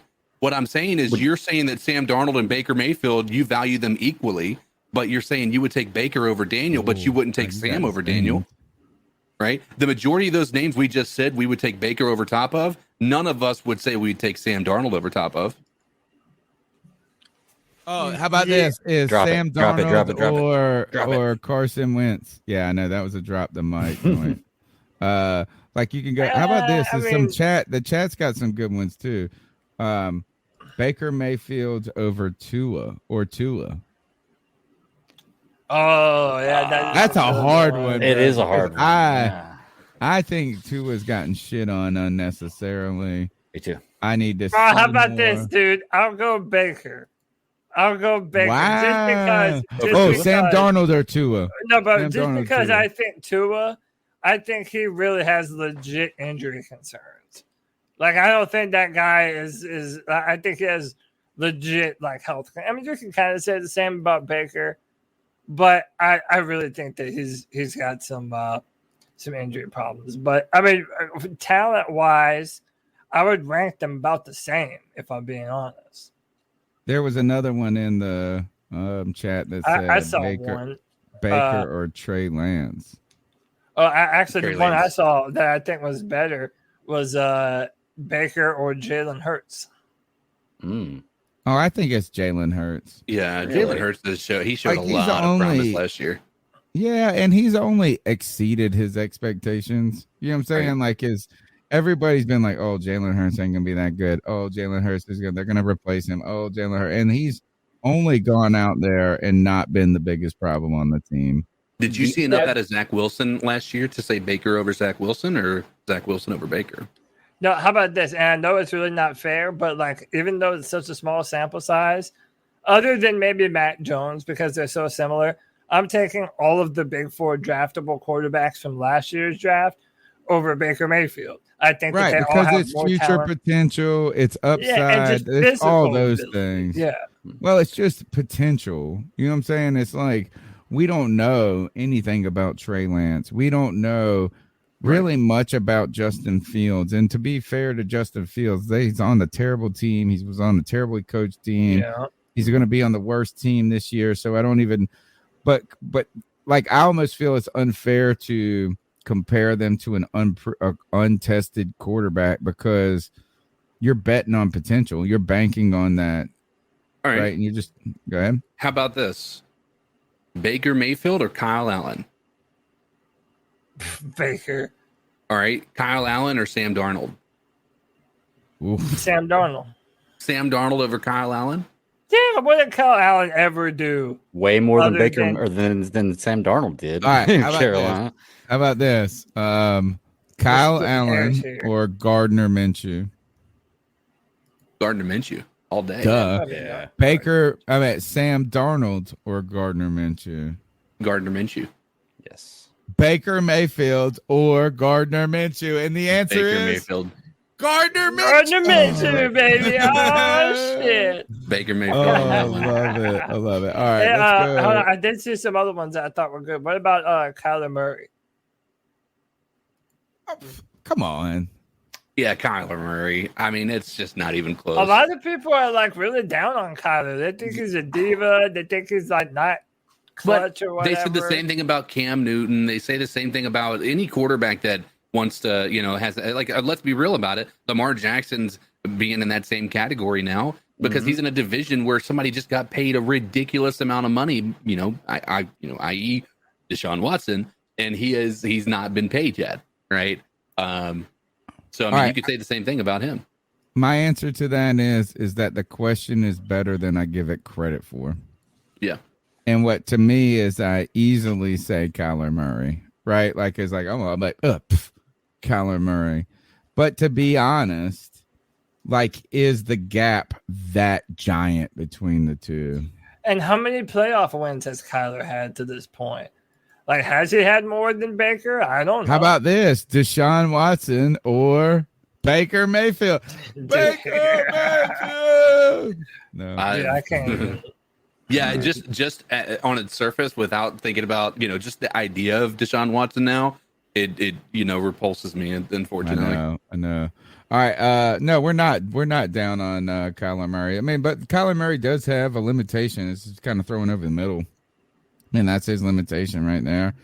And that's also it. kind of reckless. Yeah. But so is Baker, for that matter. Well, so is every quarterback. Half of them, man. They all throw a bunch of picks. And Teddy Bridgewater. Right. Well, you're right. Not reckless. The opposite. He drove the van up there.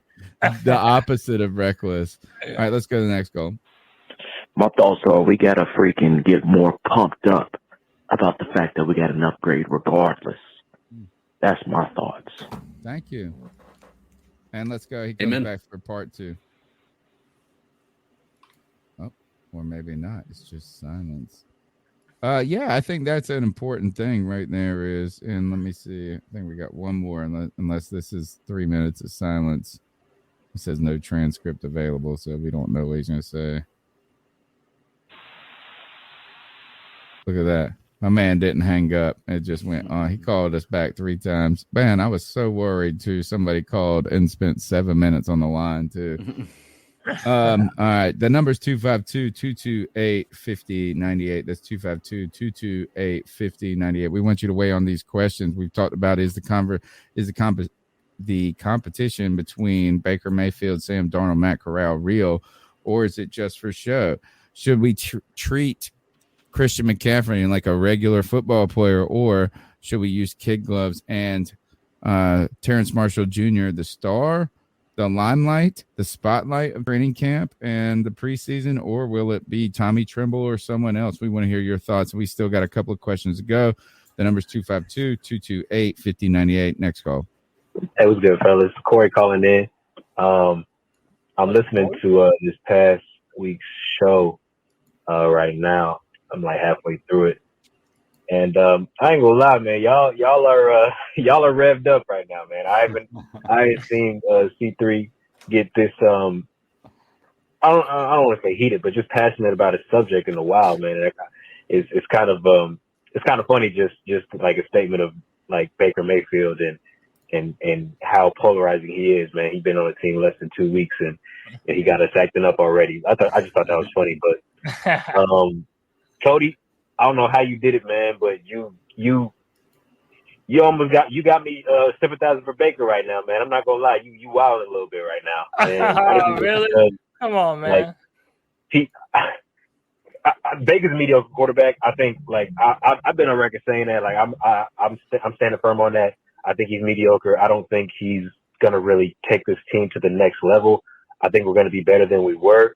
But that's the whole point, right? Like, people aren't going to be upset. Like, most fans, they want to just be better than what we were, right? Now, if we're talking about getting 7 wins, 8 wins, 9 wins, and at the end of the season, like, Cody, you're not going to be happy about that. Like, that's your forte, and, like, I ain't going to tell you how to think, but it's like everybody else who would be excited about 7, 8, 9 wins with Baker Mayfield, like, we're not fucking, resting on mediocrity or just rewarding like the bare minimum or something. Like, bro, we're ass. We had 5 wins last year. We had 5 wins the year before that. We had 5 wins after winning our first 3 games. We were the laughing stock of the NFL. We've been the laughing stock of the NFL for the last fucking years. 18 months, man. So like, it ain't about like resting on mediocrity, because no, I'm not gonna be happy with getting 8-9 wins every single year and just falling into that fucking pit hole. But yeah, getting 8-9 wins after we had 5 wins, like it's not that flip is not gonna happen overnight. We're not gonna become a fucking championship contender the year after being terrible. Like we're not. It just doesn't happen. And we're also not gonna get this franchise saving quarterback in a year's turnaround time either. Like we have to keep everything in perspective, man. Like we started a rebuild. We're 3 years into a rebuild that we fucking made the wrong decision almost at every turn. And now Baker Mayfield, I do not think is a long-term answer, but Baker Mayfield can give us 20 passing touchdowns, which we haven't had that in 3 years. I think I'm about to run out of time. I'm gonna have to call back in because I think I got a couple more points. So you want me to respond now, or you want to let him Yeah, finish his go ahead call? and respond.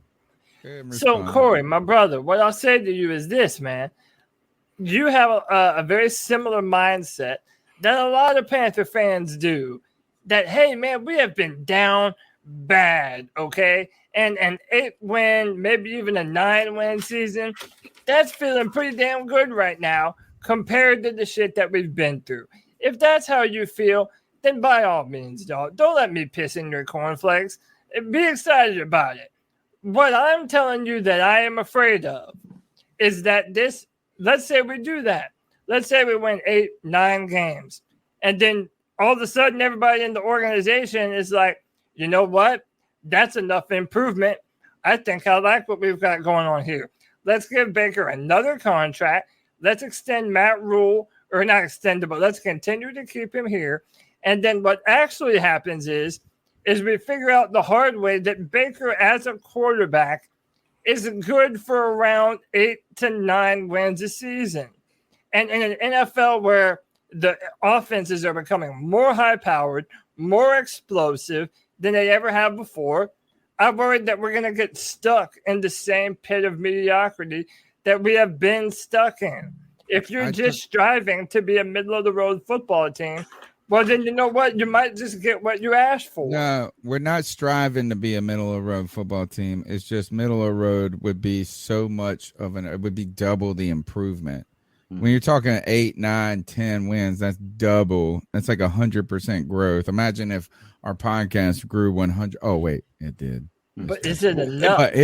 But I want to go back to this, and I think it's less with Baker, man. I don't think it's Baker.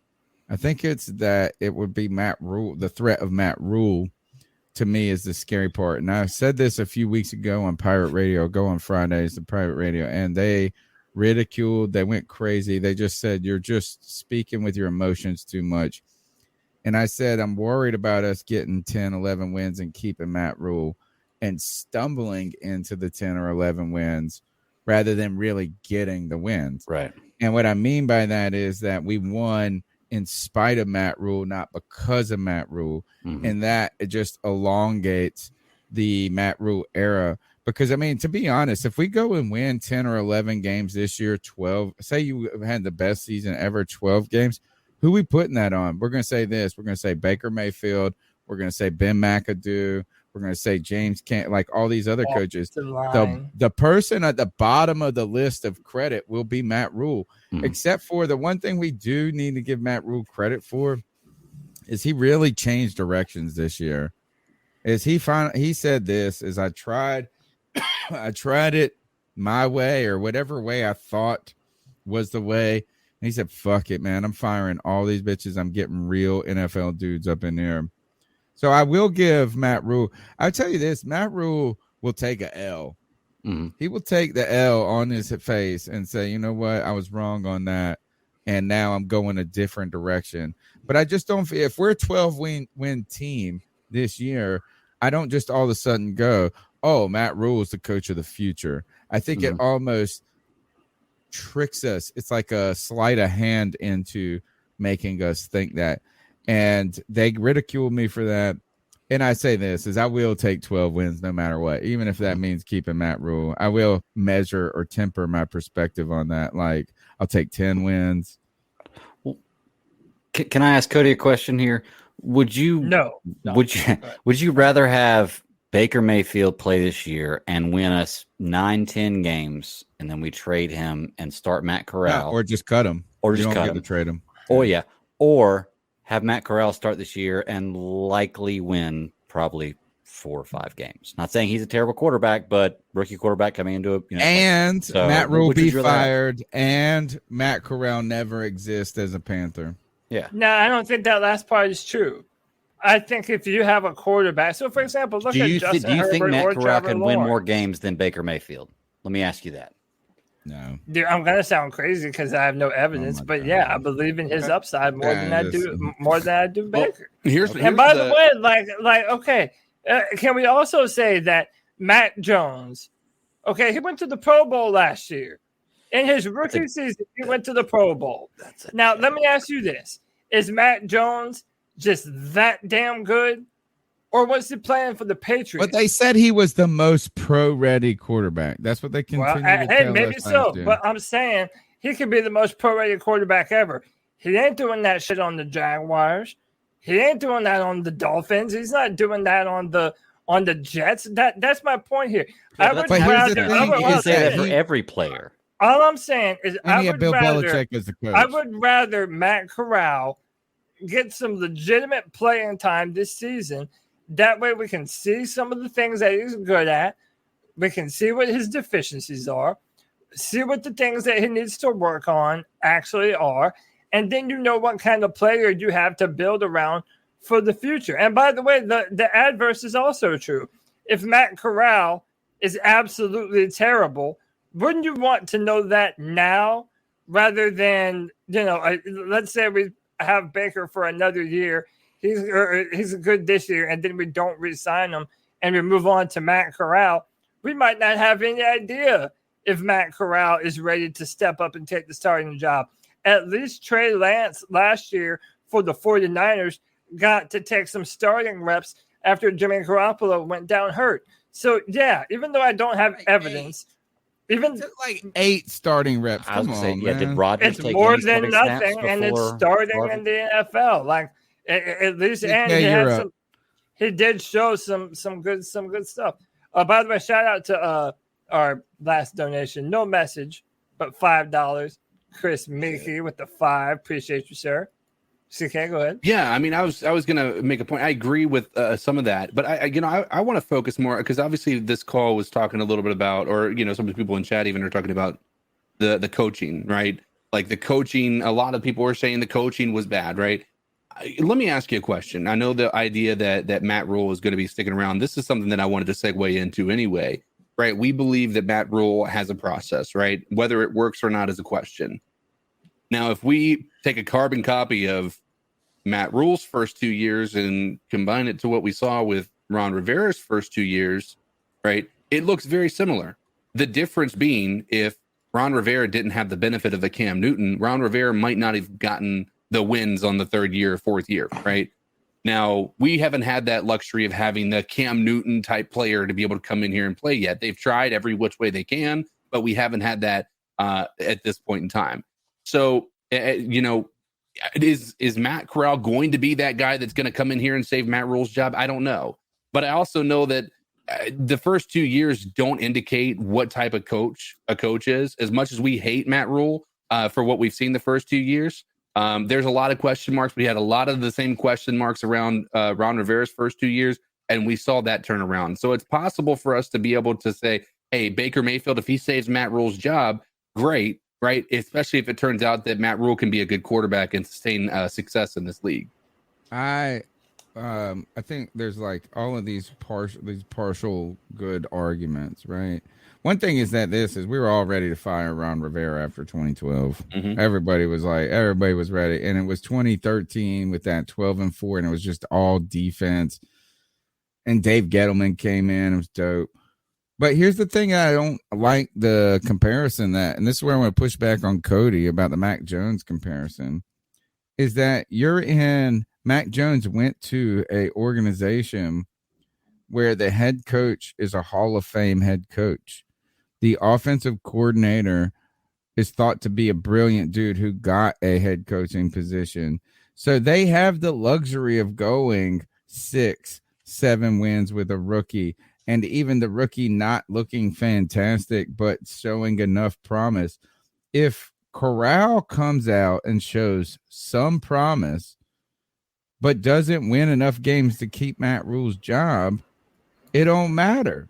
Right. The next coach, the next all of that aren't going to give a fuck. They're not going to latch themselves to that. And that's just what I'm saying is that, like, Even if if that argument holds true, if the coach is in a secure position, and Matt Rule is the most insecure person. I mean, like, not insecure, like, but he's on the hot seat. So, like, you have that luxury if you are a head coach, if you're a Sean Payton, or if you're even look at Trey Lance and Shanahan, right? It's like if he would, if Shanahan comes, if Trey Lance comes out and is bad and they regress a few games, you're not going to go, oh, we got to fire Shanahan, we got to start over. But that's what's going to happen in Carolina. So I think for Matt Corral, I think Baker Mayfield might be the only thing is, like, Baker Mayfield's got a lot of jobs to save, right? A lot of jobs to save. The number's 252-228-5098. That's 252-228-5098. Let's go to, we're going to come back to Corey in just a second, part 2 of his call. We're going to go to Connor. Hey guys, it's me, Connor. I'm calling in tonight, and I mean, obviously there's not a bunch of news going around, but I just want to say how amazed, how should I put this? Like, how cool it's going to look to see the Panthers, black helmet, black jersey, and black pants on a black evening, most likely, on an evening, on Thursday night evening, which, by the way, I'm planning on going to that game. I'm just so excited for that. I wish that they'd make that helmet their main helmet. But, yeah, so, again, not a lot on my mind tonight. Of course, Baker Mayfield. And something that I would like to say is, I almost feel like there's going to be a bigger competition between Baker Mayfield and Matt Corral than there is Baker Mayfield and Sam Dawson. However, that competition is already essentially over. But yeah, look. But another thing that I wanted to say is, man, get me on the Tuesday show. Now I'm gonna come on and be on the Tuesday show. I want to voice my opinion a bit more. I want to get on the Tuesday show. So yeah, I can put my Discord in the chat if you want me to. But yeah, all right. See you later. Connor Slays. Connor Slays, the Young Bucks, man. I feel like this is I would love for Connor and Noah to do a Young Guns podcast for C3. Yeah. That shit would be dope. All right. The number's 252-228-5098. Hey, hold on real quick. Oh. What's up, y'all? Part 2. Yep. All right. Sorry. That's all. All right. He requested I do it. So. And Connor, we're mad hype about those. I think the hex is gone. The black on black on black is where it's at. You know I'm superstitious, Cody.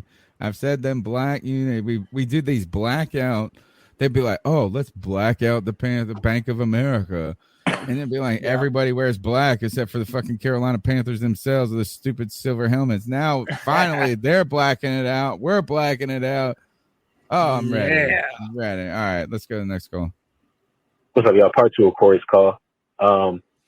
Basically, like, Baker he's not the long-term answer. I do not believe so. I think our best case scenario really is him coming in this year, showing, some kind of promise, doing okay, like maybe replicating what he did statistically wise, maybe 25, 28 touchdowns, interceptions of the teams, realistically speaking, and we win some games, more games than whatever. I'm not even going to put a number on it because, like I said, 5 wins, like that's what we've seen, right? So Baker, has kind of like this quote unquote bounce back year. We give him a franchise tag and, see where we're going from there because I don't think he can prove himself to be our franchise savior in 1 year. I just don't think that's realistically possible. Just because he's not going to have that type of year, I don't think.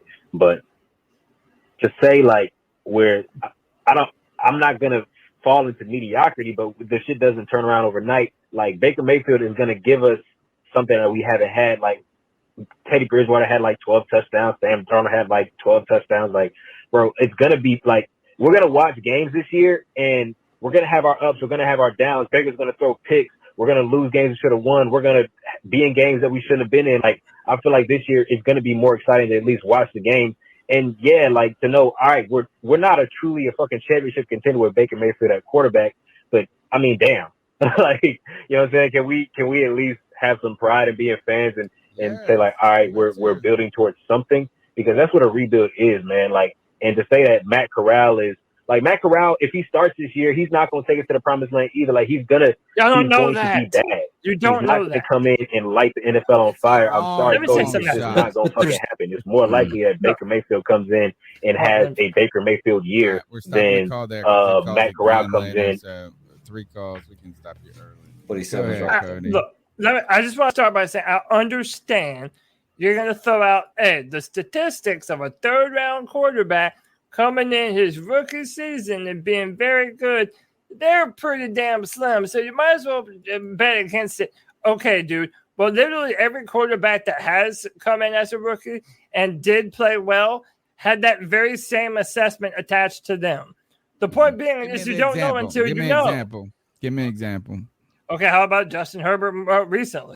How about Russell Wilson? No, Justin Herbert wasn't a 3rd-round pick. No, I'm talking about a quarterback. But all right, for independent of the round, that doesn't work. But you can't say the round is a big deal, man. Yeah, because most quarterbacks that are coming out now, they don't want them to start. It doesn't matter who you're talking about. That's not true. But think about how many teams every quarterback that comes out. Yeah. I mean, other than point being, you're talking about other men who couldn't do it, and saying, well, they couldn't do it, so Matt Corral is definitely going to do it. Look, no one is saying that it's not possible. What we are saying is improbable. Mm-hmm. Yeah, is that like it's not possible. I mean, it's not impossible to hit a hard 8 or a hard 10 on the craps table, but it's unlikely, right? The odds are just again. So yes, there is a world where Matt Corral stuns us. Yes, there is a world where Tom Brady, a 6th-round pick, becomes a Hall of Famer, but it's not the most probable world. And then on top of that, I think that the best comparison, the one that you probably would use, is Russell Wilson, 3rd round. Somebody that Davis Mills. Shout out to Matt Knows Nothing in the chat. I don't know. You know what? Is Davis Mills? They're looking to replace him already. No, they're not. They would have done so this year. They really like what they have in Davis Mills. Remember, I write for the Texans on Draft Tech. I know you. I try and keep my. When you're saying this, they would have picked a quarterback in the 1st round this year, where everybody tells us there wasn't a real quarterback, top pick quarterback. Like if you had the 1st pick, nobody would have picked a quarterback anyway. So I don't believe that. And the last, I just want to circle back. Then I want to say one more thing. I want to circle back to this, is to put it when it comes to Russell Wilson, who was the coach, who was the GM, like it's a different situation. That's all I'm saying, is that this is like, was Josh Rosen really that bad, or is he part victim of circumstance? And I think he probably is that bad. I'm not trying to argue that Josh Rosen got completely hosed, but like, you were in a situation where Steve Wilkes had, like, they already were writing it all off. So like, what Matt Corral would have to do, not only is it improbable that he would be pretty good, but it's also super improbable that he would achieve what it would take to save everybody, including himself and Matt Rule. You know what I'm saying? Like, is like, imagine what you would truly have to show to a new coach that they're willing to really ride with you. I mean, it's just like the odds are so long. I mean, it's just like buying a lotto ticket. Yeah, you can win. This is the last point that we disagree on. If Matt Corral were to start this year, and he did actually show some upside, but let's say we still don't make the playoffs, you guys are acting like it's some foregone conclusion that whoever the next head coach is, Matt Corral is out the door. Nah, we're definitely moving on. You don't know that. Yeah, because you have a top 5 pick, and you're going to pick the best quarterback. You're going to go with Stroud at that point in time, right? Yeah. You're right, Cody. It depends on where we're picking. We don't know that because we have nothing to base it off of. But in the same light, you don't know Matt Corral is going to be a good NFL quarterback because we have nothing to base it off of. Right. The only thing you can compare this to is Baker Mayfield has NFL experience, and we've seen him succeed. The only other thing you can compare these two players at is their college level play. Baker Mayfield was a better college player. So the only evidence I have to look at this, I have to say, it's why I can't understand your passion with Matt Corral. I get what you're saying, and Tony's right. There is a possibility it can happen, but there's not even a shred of evidence that leads me to believe that. For Corral, and he saw some traits. He saw that quick release. Guy.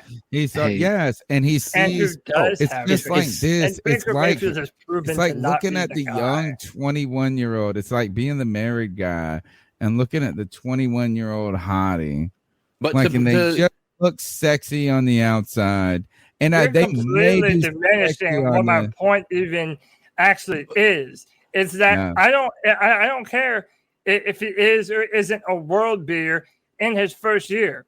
Other rookie quarterbacks have had to start, have even had bad seasons, and then went on to turn it around. And you know what? And you know what? And you know what? They were better for that bad rookie season. You're completely missing my point. They were in a place where there was some sort of stability, where their failure was not a failure of the organization.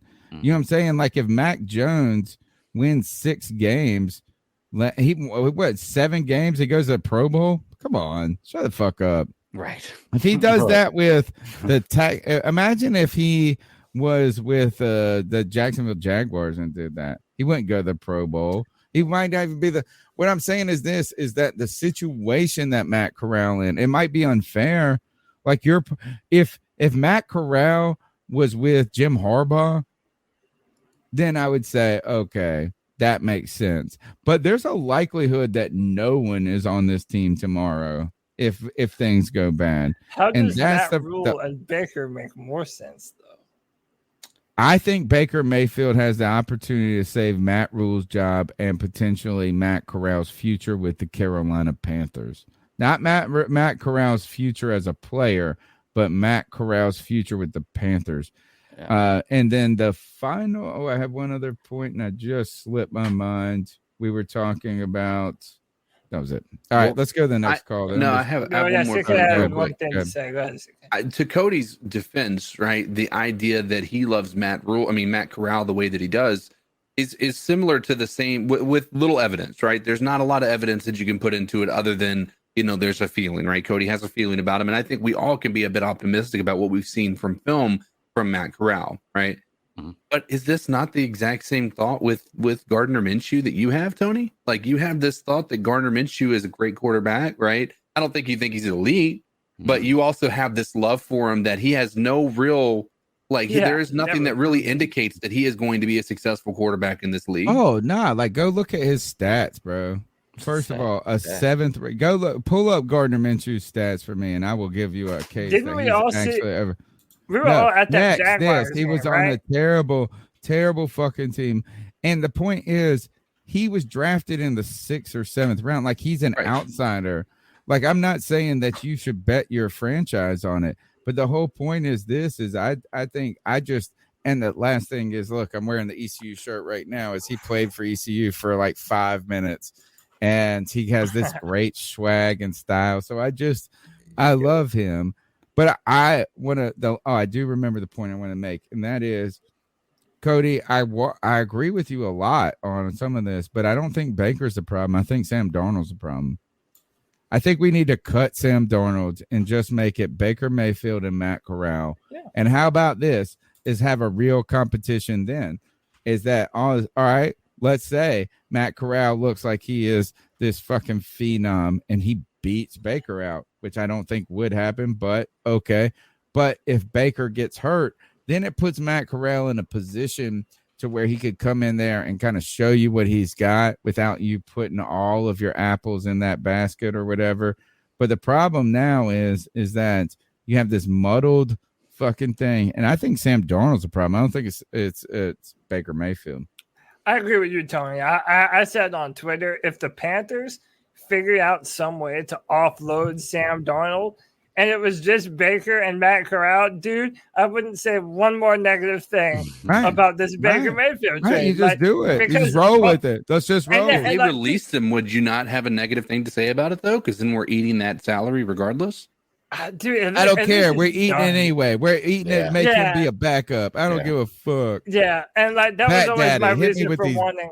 That was always my reason for wanting Sam Darnold to start. Not because I like Sam Darnold, but because to me he represented a shorter bridge to seeing Matt Corral play football. Right.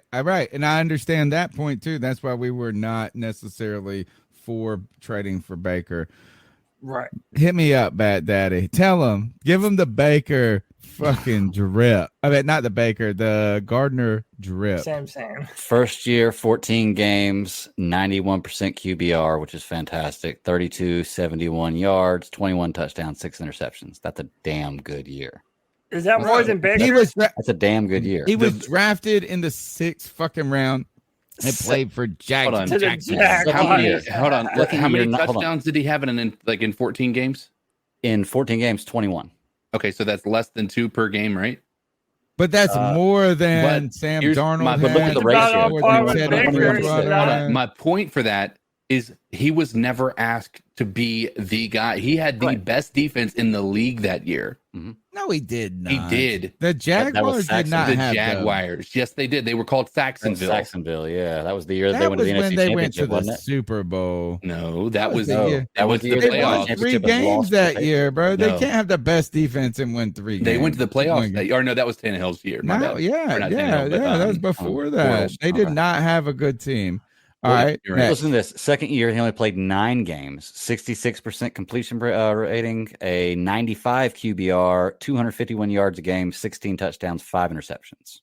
Pretty good for 9 games. The touchdown interception ratio is nice. I like this. And then his third year, he played 4 games. He had 439 yards in 4 games, 4 touchdowns, 1 interception. So I mean, he has pretty deep. You can win a Super Bowl with that.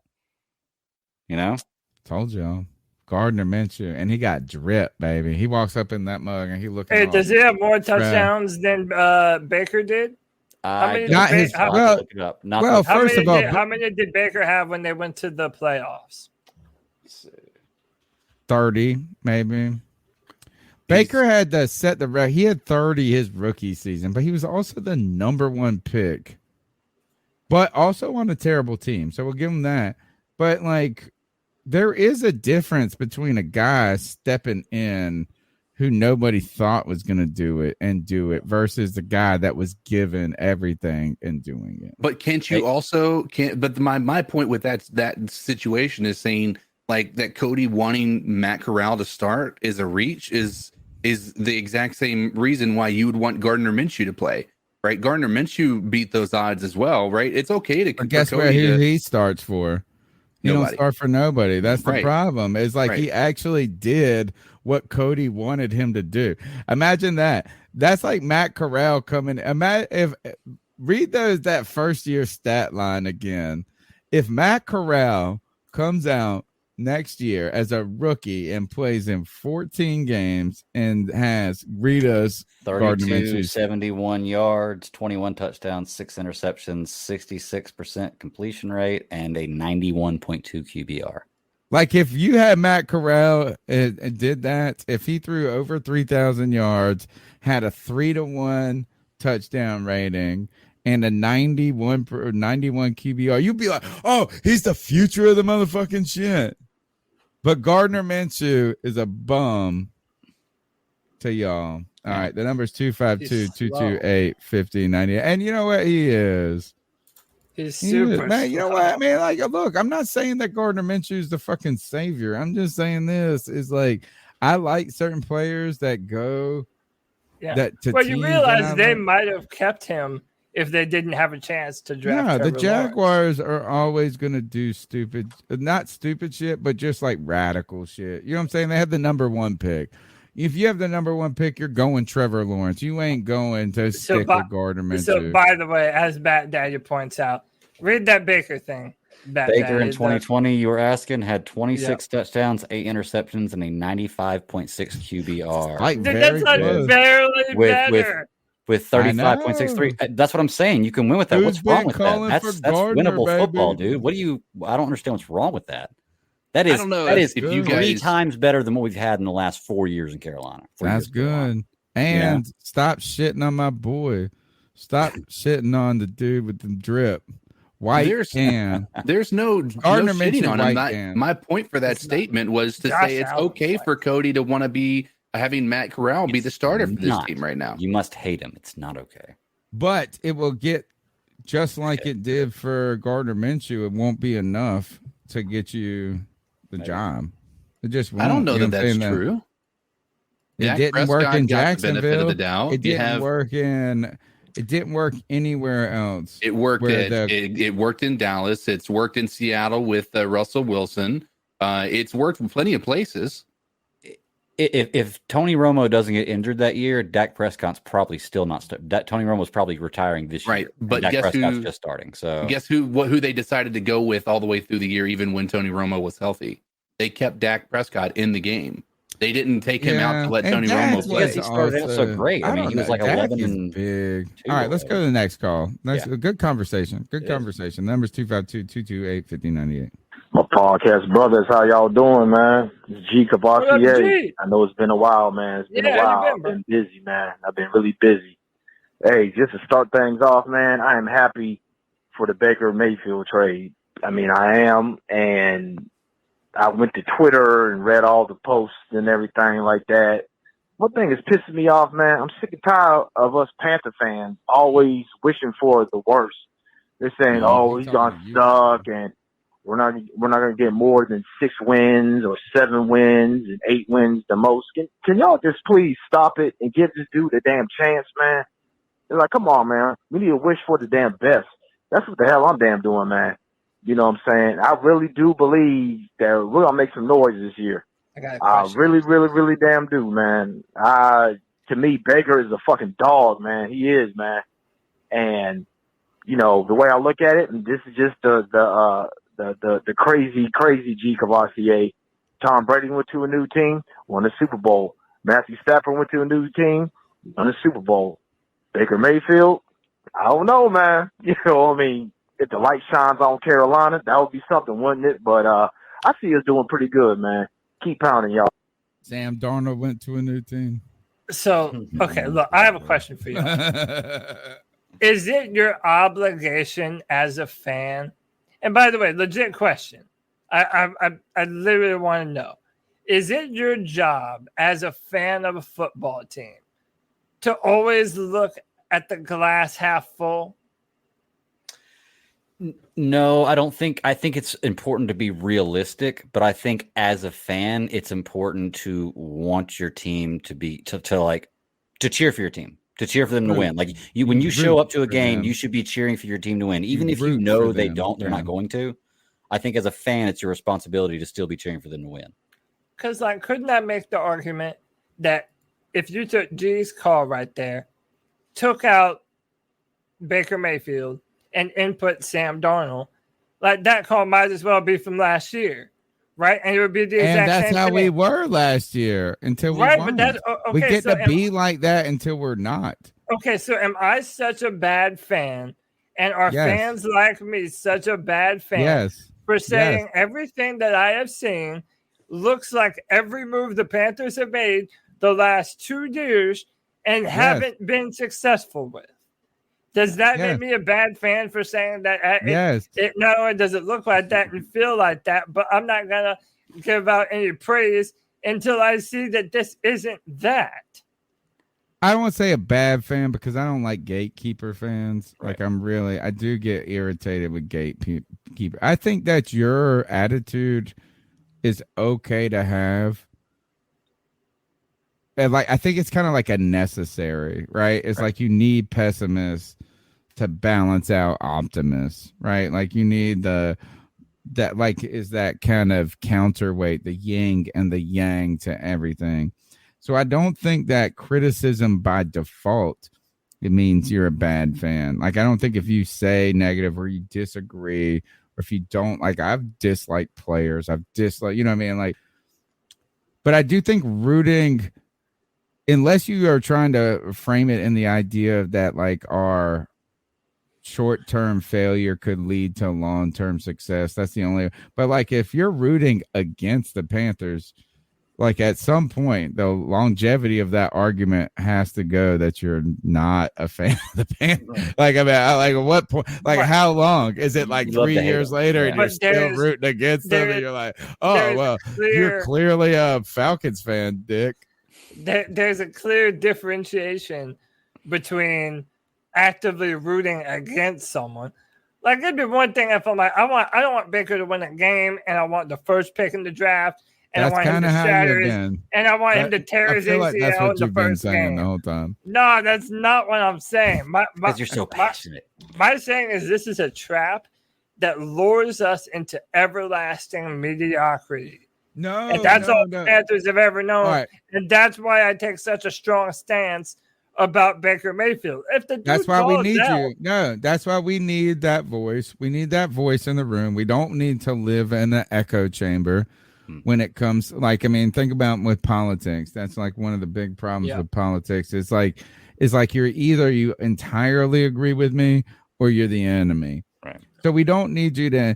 But I will say that, like, this is the kind of time we can be optimistic about Baker. This is the time like you said last year, we were trying to find reasons to believe in Sam. And guess what? We said this is like, we were hopeful for Sam Darnold that it's going to work. He's going to be in a different place and different.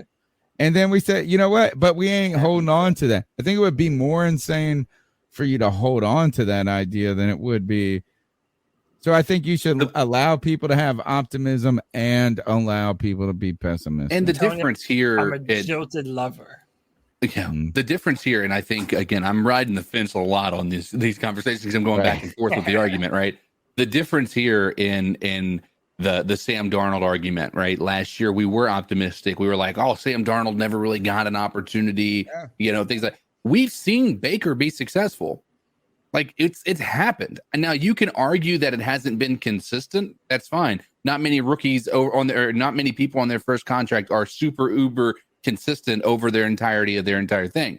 But his first year, he did really well as a rookie. His second year, he had a down year. His 2020 year, he had a fantastic year. Last year, he had a down year. You can argue the injuries had something to do with it. I don't really know how much that played a part into it. So the idea of, even if you compare the two, at least we have an avenue of success that Baker has been able to put on film, right? We never had that with Sam Darnold. Yes. So the level, our reason for optimism for Sam Darnold came purely out of maybe he just never got a chance. Maybe he just never got a chance. That was our optimism, right? And it was like, we wanted that to be the case. We wanted to be able to say, Sam Darnold, we fixed him. Like, that was going to be our like, and if we could do it for a second round pick, that was just a nothing. That was nothing to be able to get a franchise quarterback. Clearly, it didn't work, and it was a stupid decision in hindsight, right? Baker Mayfield just didn't work. Maybe it's not stupid. Maybe it just didn't work. And it's kind of like this: is like you go buy that $1 scratch-off ticket, and it says you can win $1 million or $10,000. Like, it always advertises the top prize. Like, we bought the $1 ticket and only thought about the $10 million payout. We didn't think of that. Oh, a $1 ticket is probably a loser, number one, and number two, like, the best it will do is $2. Well, the main thing is you got to take a shot at some point in time. I think is just Cody just doesn't like the idea of what we're going with, and that's fine. Right. But you've got to take a shot at some point in time. What happens to a UFC fighter if they're afraid to take a punch? They're going to lose every fight, right? Sometimes you're going to take it. You're going to take it on the chin, man, and you're going to make the wrong decision. But you've got to make a decision. And the funny thing is I think Cody's fear right now, he knows if Sam Darnold's here, up on Cody. If Sam Darnold's here, he knows Matt Corral is going to have an opportunity to start this year. He knows that, right? Mm-hmm. I think Cody knows that with Baker Mayfield on the roster, there is a chance Matt Corral never sees the field this year. Right.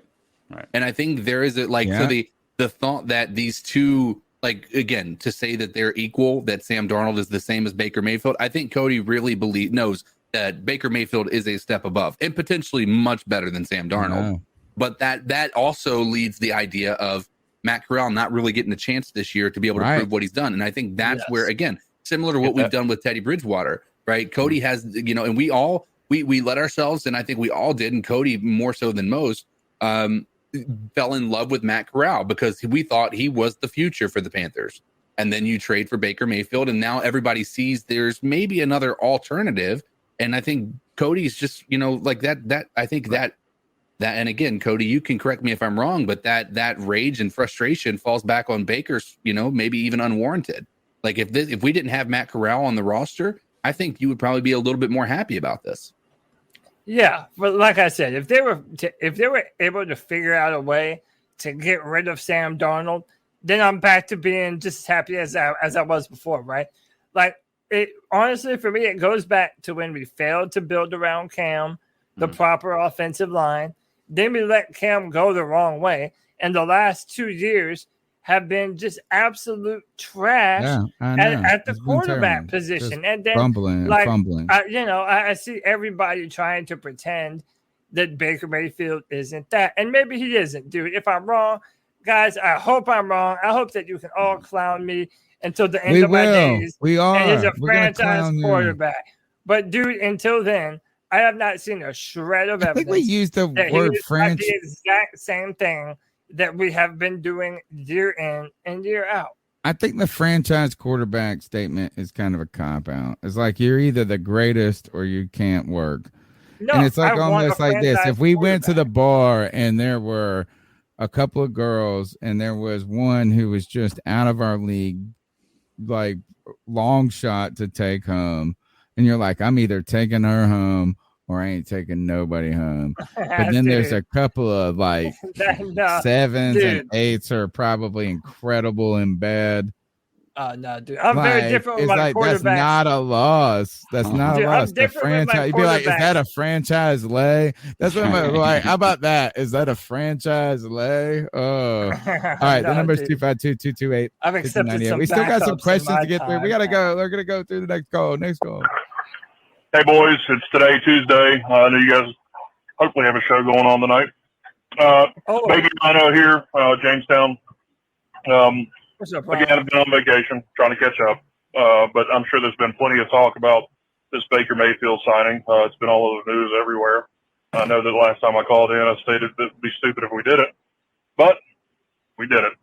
So that was the first thing I wanted to comment on. I'm okay with it.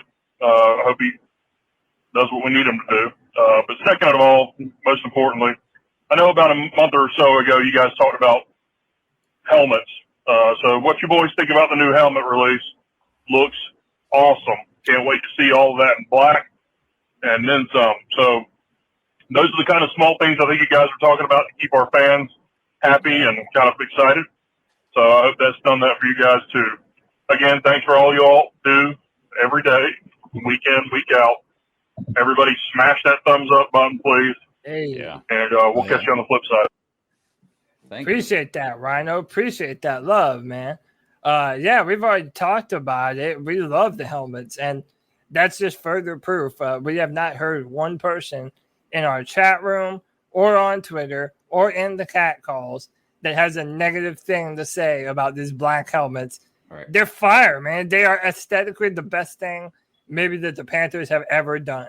Well, I would say maybe changing the logo when they streamlined the logo in 2012, I think it was. I was a big fan of that. But other than that, this has just been, dude, the helmets are so perfect for us, man. Love it. Love it, love it, love it. Next call. All right, look, check this out. This is Corey calling in for the third time, but look, check this out. All right, I got the perfect analogy or metaphor, whatever.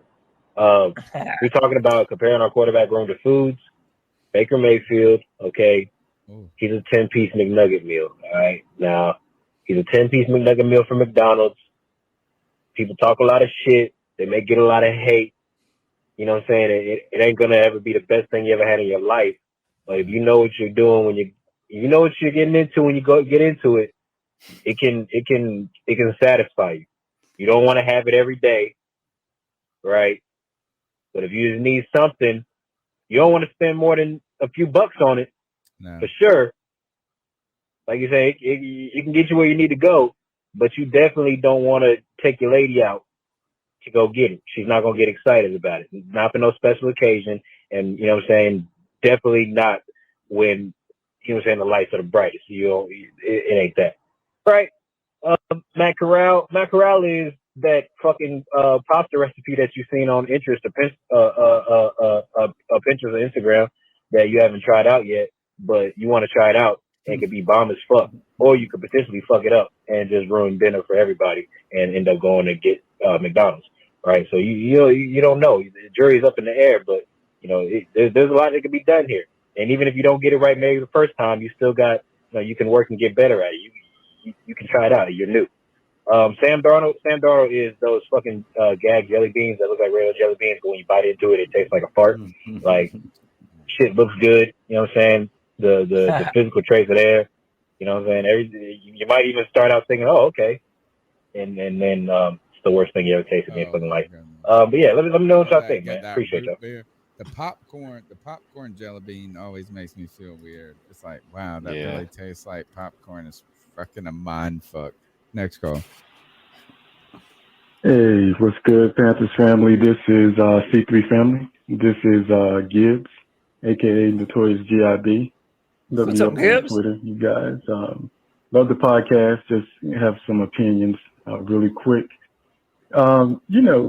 I was thinking about this Baker Mayfield. I've been hearing people talk about Baker, and I'm sitting back listening. I understand people's opinions on this matter, but I just think some people are spoiled by Cam Newton. He's he's the greatest QB in Panthers history. But you got to think back at the days of Chris Winkie, Jimmy Clausen. These guys didn't only suck; they just sucked the life out of the franchise. And I think those are two different type of quarterbacks or personnel. These guys made it very hard to watch a football game. Yep. And I think Sam Darnold's in that category. And I also think I just have flashbacks of those days. I think Baker Mayfield gives us that edge that we need. And this man has something to prove. He doesn't have to win for the Panthers. He's not winning for the Panthers. He's winning for Baker Mayfield. If he has a great year, he's going to get a big contract. So this is bigger than the Panthers. And that's why I think there's going to be more success with Baker, especially than Sam Darnold. I think this is going to be a fun year. I think he's going to surprise some people. But he's not that bad QB that we've experienced in the past. And I can say that with confidence. But this is one of the things I wanted to discuss. But, Baker as a person, not concerned about that. He has that edge to him. He's going to, good, bad, but he has a fire to him. I have no problem with that. But this is personal, like I said. So it's going to be one of those things where I just think it's going to be a fun year. Just wanted to chime in on that. But you guys have a good night. The call of the night for me, and I'm going to tell you why, is that I, as I did this podcast for so long as I've been, I used to call it sharpening my Twitter sword for Cam Newton. Like, I would defend Cam Newton against everything, and it became so ridiculous, the attacks that came at him, that then I ended up even defending him in moments that didn't need defending, that were indefensible. You know what I'm saying? Like, it was like this. It's like I had to. And the reason I say this is my man, the caller, put his finger on the pulse on something that I have said for a long time. And that is, you can criticize Cam Newton for like overthrowing a layup or missing this, like for his negatives. We can talk about the negatives, but so many times we overlook the positives. And like Cam Newton, I always said was this, is like, y'all take for granted when you have a quarterback and and he is the shit, like you believe in him and you don't got to worry about this conversation we're having right now.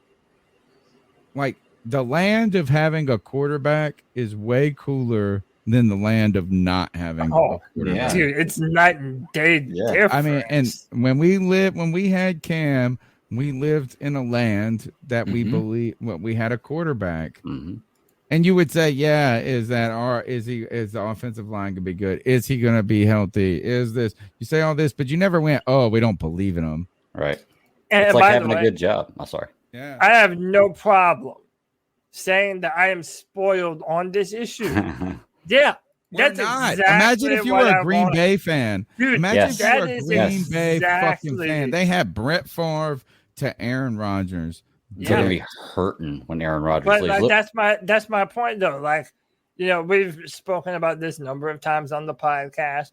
Tony came over to my house one day before the game, and we talked about how we believed that we could win because of Cam Newton. And what I'm here to tell you is that that's what I want. There are quarterbacks in the NFL right now. It's a good feeling. That their teams believe that about them. Justin Herbert's fans, Josh Allen's fans, Patrick Mahomes fans, Lamar Jackson, whatever. You know what I'm saying? It's a good feeling. It's a great feeling. We experienced it for a little while, and now we're just hoping that we can find some semblance of that feeling again. All right, next call. Yeah, it's me, C-Dog, man. I just woke up. What up, C? I've been going about an hour. But just got a quick couple of comments. A lot of fans excited about this helmet. We know this new helmet, this all-black helmet that we're going to premiere on Thursday Night Football against the Falcons. Now, it was funny to me that everybody was so excited. Like, yeah, I guess we're going to look good now. While we lose, we're going to look sexy. We're going to look real sexy and cool while we lose games this year. That's what I got to say about that new helmet. Baker Mayfield is a motherfucking bum.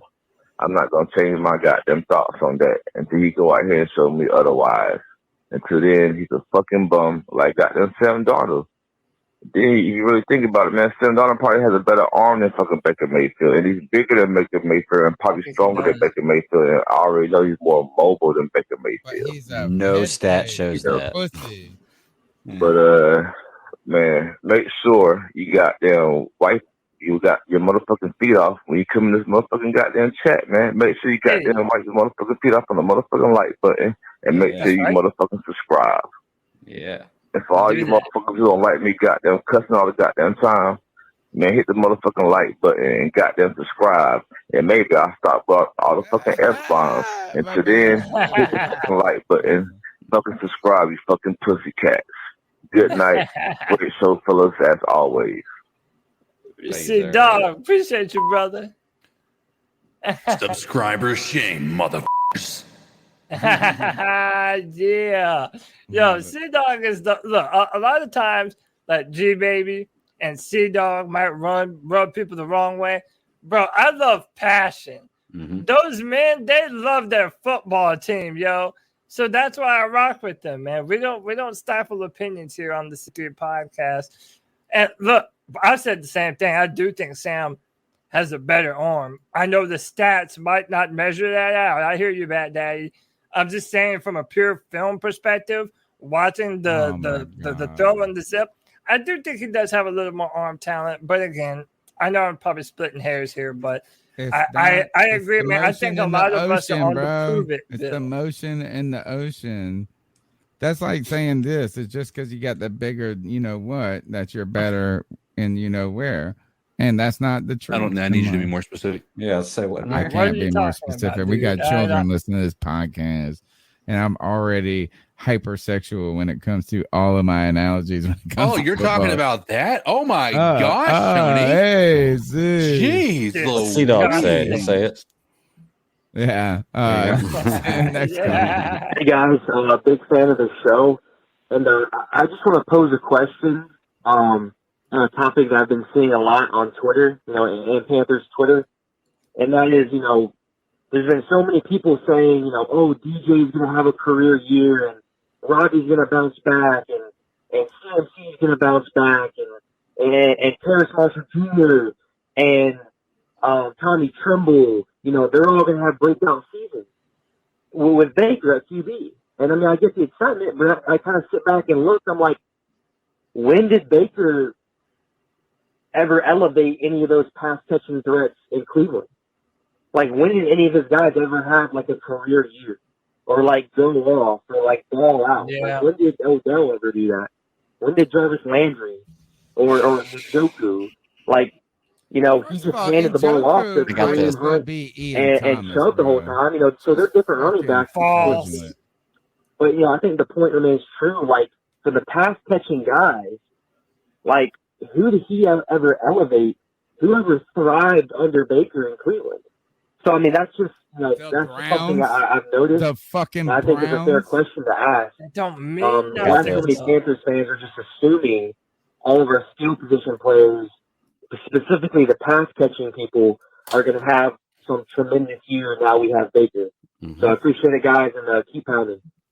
Oh, I so got this one. Go. Njoku. Plenty of applause for that man. Njoku, rookie, when he comes in there, okay? So, yeah, and he's a tight end, not a wide receiver. So, I mean, how many tight ends are breaking numbers like wide receivers are? Jarvis Landry was old, and Jarvis Landry has never been an elite receiver in the NFL. He's been an okay receiver. Odell Beckham was injured. Pretty much every year.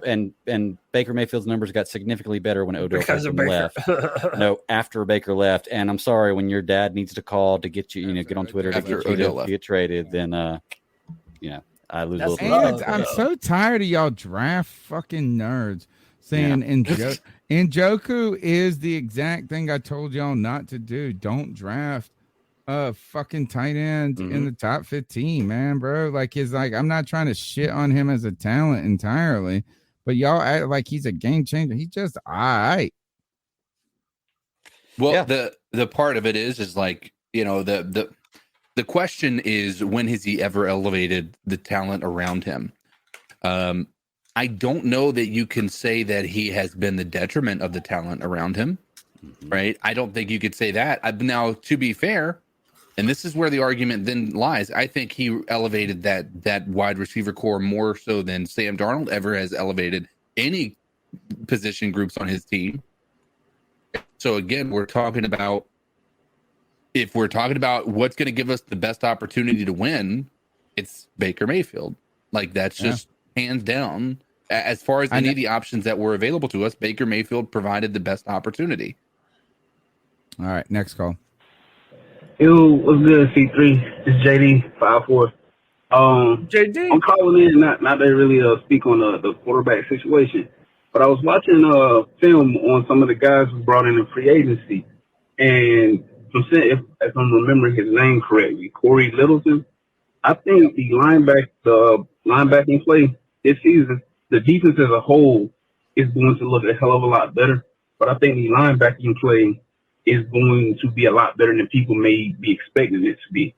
In his film, in Littleton's film, when he was with the Rams, the things that I saw that he looked really good at doing, attacking the run, which is obviously something we haven't had from the middle linebacker.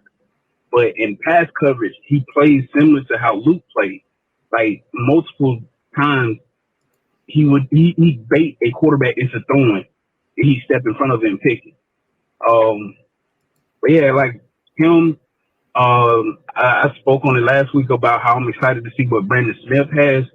But yeah, I expect this defense to be a lot better against the run.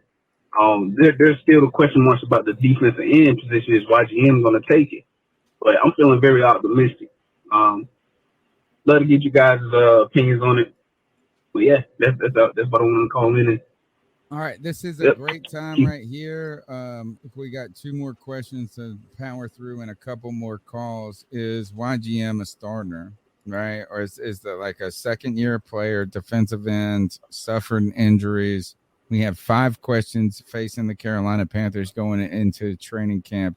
Is it YGM's moment to step into the starting role, or do we expect this to be a Marquise Haynes YGM rotational moment with the hope that we sign Carlos Dunlap is the name that a lot of people have wanted?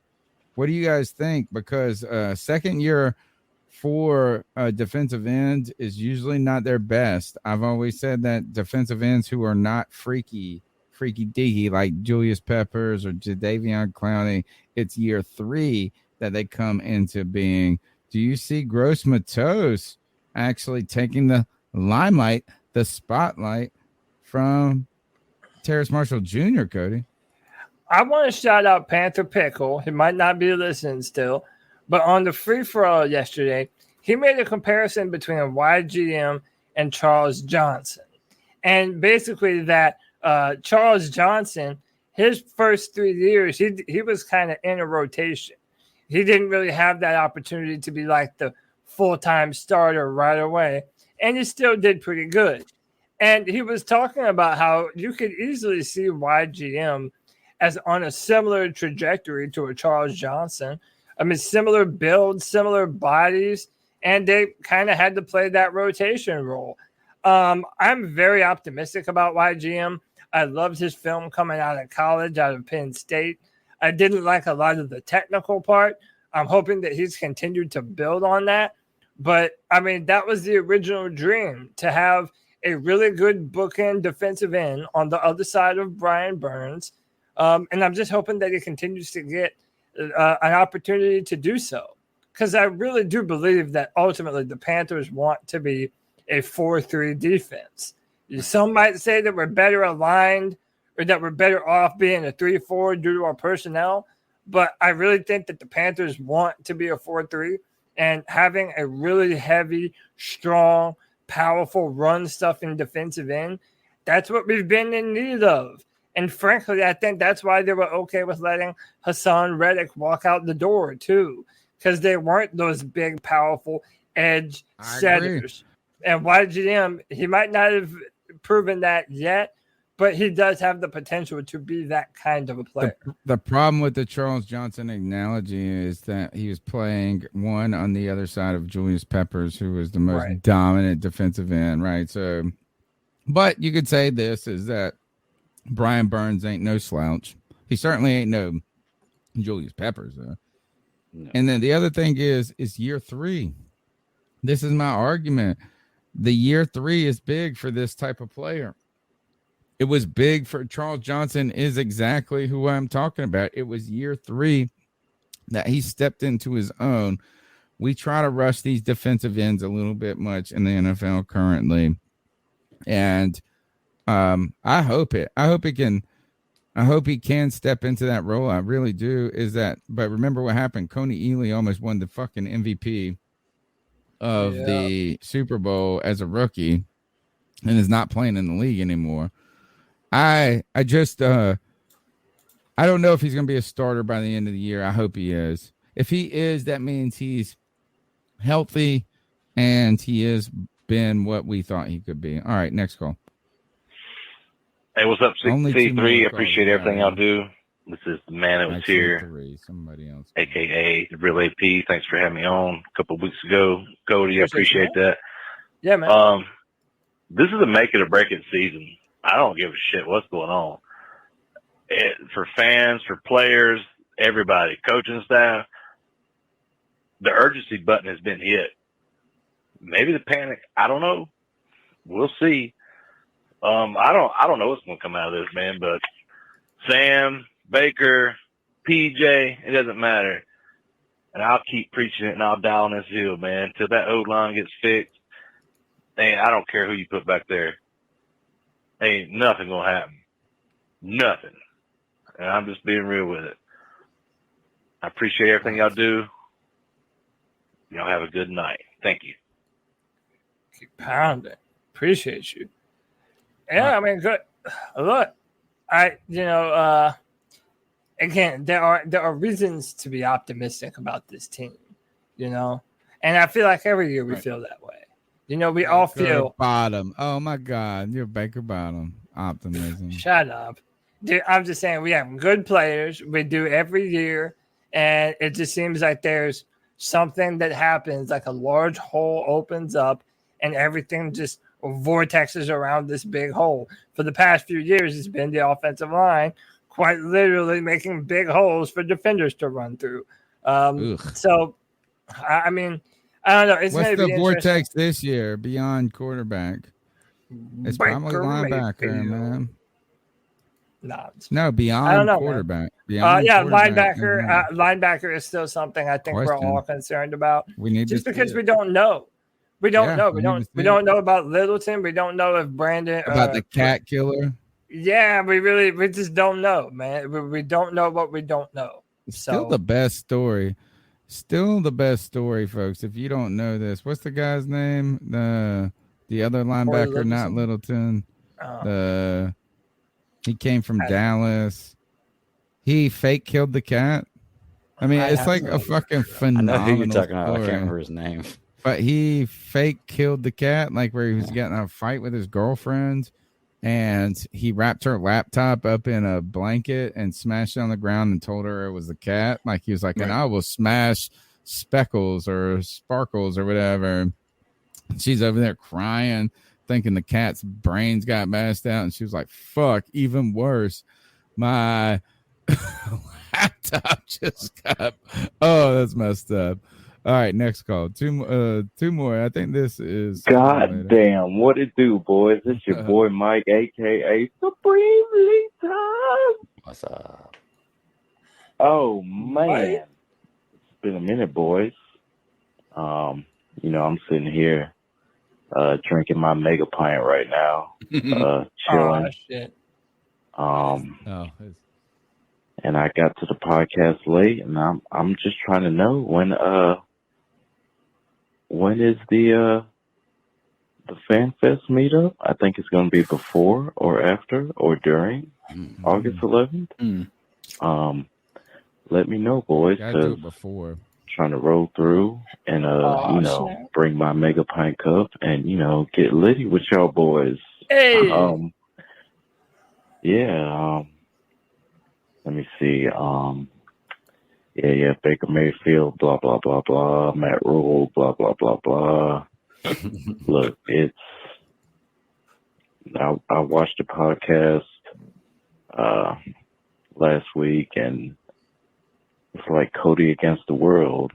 Cody was like Thanos, and then you guys were like Iron Man, Thor, and fucking Captain America. I need you to specify who's who. That's important for my family. Try to make it through. Want to be. Whatever happens, we're gonna keep fucking pounding.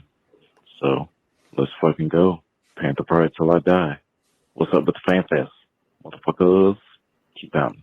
Would you rather be Captain America, Aquaman, or Thor? Thor, 100%.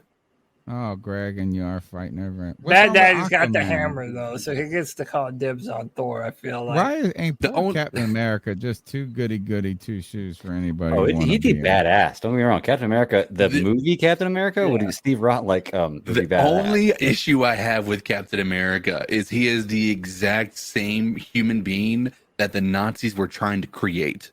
So, like, we wish you're actually Captain Germany.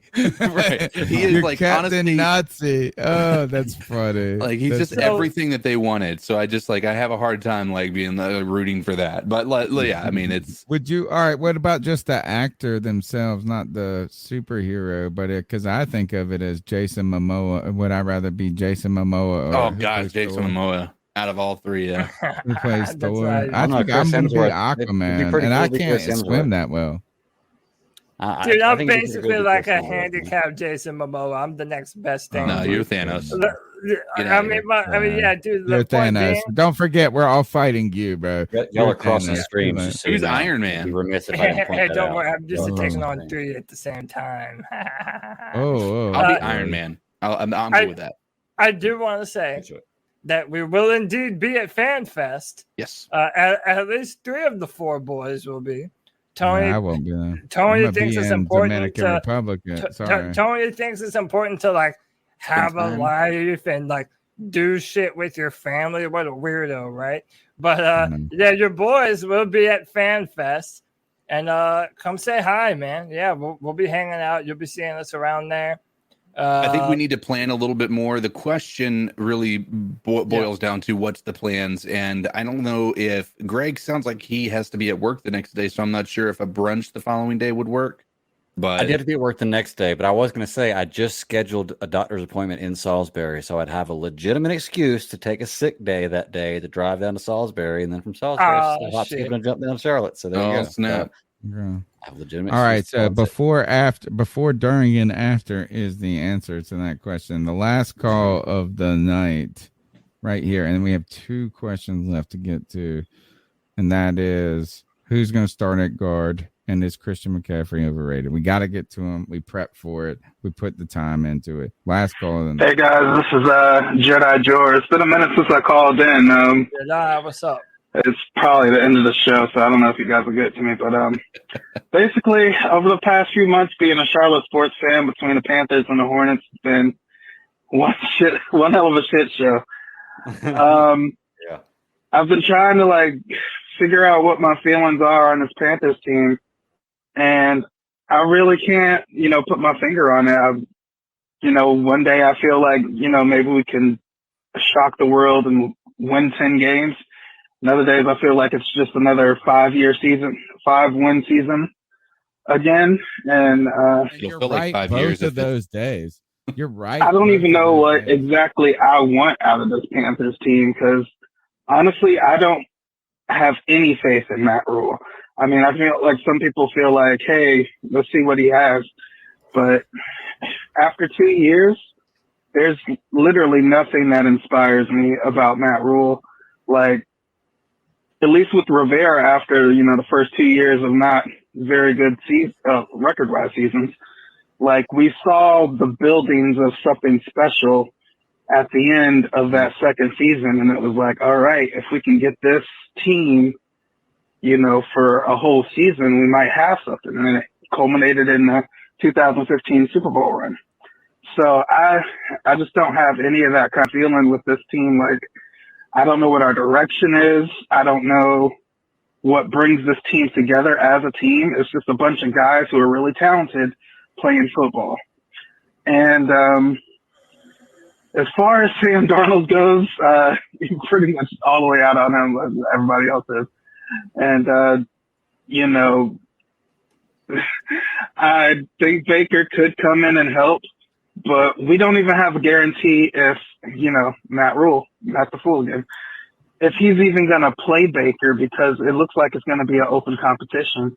And depending on, what dirt Sam Darnold has on Matt Rule, he might get the nod week 1 and, who knows. But anyway, that's just my venting. All right. Thank you. Thanks, Jenna Jordan. A lot of good comments there. And Dog, you guilted me into it. The second call. It's there. I see it. And one more thing, real quick, with me, Dog, calling in one more time. Make sure you hit this motherfucking like button and make sure you motherfucking subscribe. He's like, I'm just giving you an advertisement, bro. God, what was I going to say? I haven't heard anybody say anything about it, but the guy that was over Tepper Sports has resigned today. My personal opinion is because of the what happened at Rock Hill. And he's been dealing with stuff like that ever since the Steelers. So him cutting ties with David Tepper is just letting you know that he doesn't feel like David Tepper is handling business properly or in the business manner and everything. But I haven't heard anybody, no other Panther podcast really talk about it, but the head guy over Tepper Sports Management and everything resigned today. And it has to have something to do with Rock Hill. The Rock Hill, you know what I'm saying? Debacle. But besides that, great show again, like always. Make sure you hit the motherfucking like button. Make sure you motherfucking subscribe. Great show, fellas. Everybody have a goddamn great fucking night. Thank you. Appreciate you, Steve. Great supporter of the show. Love that. And I'm glad that you reminded me to play the call. He's referring to Mark Hart. Kenneth Panther Pickle sent this to us on Twitter. Mark Hart, Chief Operating Officer of Tepper Sports. and Entertainment is the third high-ranking official to resign. Panthers spokesman concerned Hart had been with David Tepper since 2018. I think the easy analysis here is to just go, things aren't working and things are going bad, so people are quitting. But I try to remind myself that Tepper is part of this like high pressure, high intensity. I just started watching the show Billions. I mean, not just this show's been out forever. It's got 6 seasons. I've tried watching it twice, but I'm back at it again. And it's about a hedge fund manager. It might as well be like a better looking hypersexual David Tepper. You know what I'm saying? It's just like this guy that's just manipulating everything, can fucking do whatever. He's got the fucking fuck you money as they use it. And it just feels like that's kind of part of that game. The high intensity, people are there. They go on to other opportunities. I don't know if it necessarily means everything's bad. I almost wonder if that is his stock market hedge fund attitude, to where it is like we push you to the brink. And that's the whole goal, is to get you to quit in 3 years. People say working for Amazon is like ridiculously exhausting and stressful. And I don't know if it just means things are bad, or if it's just the work type environment. Dude, it's a trend. It's a real trend now. It's not something that we can like just kind of poo-poo and push to the side. I mean, this is, it's a real trend. A lot of this, I wonder, is just how much is it David Tepper being new to sports? I mean, yeah, I know he was a part owner of the Pittsburgh Steelers, but I think having this level of control in the organization, even still, is not necessarily something that he's used to. And he's still having to get used to the day-to-day processes of all this. And I think he's still trying to learn what kind of culture and what kind of organization he's truly trying to build. So I don't know, man. Like, it could be some sign of, I don't know, a toxic work environment, or all these number of things that we could speculate on. Or just high pressure. But I'm willing to think a part of it is probably just that pressure, and just a lot of people not really knowing the best way to go about doing things. And we don't know if they just got they could have had another opportunity too. But you're right. I mean, it's like where there's smoke, there's often fire. Let's go to the final question of 5 questions facing the Carolina Panthers going to training camp. We got to know we don't know what this offensive line is going to look like. And I don't think we're going to answer it here with this question, but this is on our mind as we watch training camp unfold, is who are the guys that are taking the reps and where. We draft Akim Ekwonu at 6? Where were we, 6 or 8? Whatever we were at this year. Top 6. Yeah. He's seen to be as just a great kind of, like the black helmet for the Carolina Panthers is like just a 98% approval rating for everybody. It's like Akim Ekwonu is like, nobody's over here talking bad about it. The analysts, the fans, you want to see him start at left tackle, but there's been, you got Brady Christensen potentially. We might see Akim Ekwonu play a year at guard and Brady Christensen at left tackle, and we might see them go vice versa. But you're kind of looking at the left guard and the right guard positions as being very telling of what this offensive line will look like. And what I mean by that is, first, you can look at, like I said, that left side with Ekwonu and Brady Christensen, but you're also looking at Austin Corbett, Bozeman. Where are they truly playing? So I think this is a question we will be looking at, is less like, if I was advising someone how to get the most out of this training camp, the most intel, it would not be to look at who's playing tackle, but more interestingly, who is playing guard at both sides. I think that gives us more intel, and that's all I got to say on it. Yeah, I mean, do one of y'all want to jump in on this first? I kind of feel like I've going in on this as multiple. Yeah. I think it's more about not the answer to the question, but don't you think this is a question to look at? Like that's kind of what we've been looking at. I want it to be like. Pardon me, CK. Here, CK, go first, and then I'll go after you. Well, I was going to say, I mean, ultimately, this is just saying, this is one of the questions I think we all want to have answered pretty early on in this training camp, right? We don't want to constantly go all the way until that first week and not really know what we have as an offense. If it gets to the week 1 and we don't know, like there's that much uncertainty, my confidence for this O-line goes down tremendously. So the training camp has to open up, has to answer that more definitively than what I feel like we've gotten with a lot of the questions when we go into training camp. We don't know until literally the final cuts about who is going to be where and who's going to be considered what position starting, whether they're just going to be a second string or what. We've had that happen too often over the past couple of years, and oftentimes it's on a position group of weakness, and it just continues. Like if we can know going into it, like if we see Icky is starting at left tackle every single time, Brady Christensen's going over to left guard, then I mean I'm fine with us being able to push forward with that being our lineup. But if it's constantly like we're going to start Brady at left tackle and then Icky at left guard, and then we're moving Icky to right guard, which would be stupid, but let's say we make that decision, right. We're moving him over to this, we're doing all, like it's just this merry-go-round I don't think any of us want to have to go on. Put them somewhere that you feel like they're going to stick, figure it out early on and let them get the reps in instead of having to worry about whether or not they need to, they're going to be good over here or better over here. Put them somewhere, get the reps in so that at the beginning of the season, they're prepared and ready to go. Agreed. Yeah, I wish that there was something of a competition. I don't even mean like competition.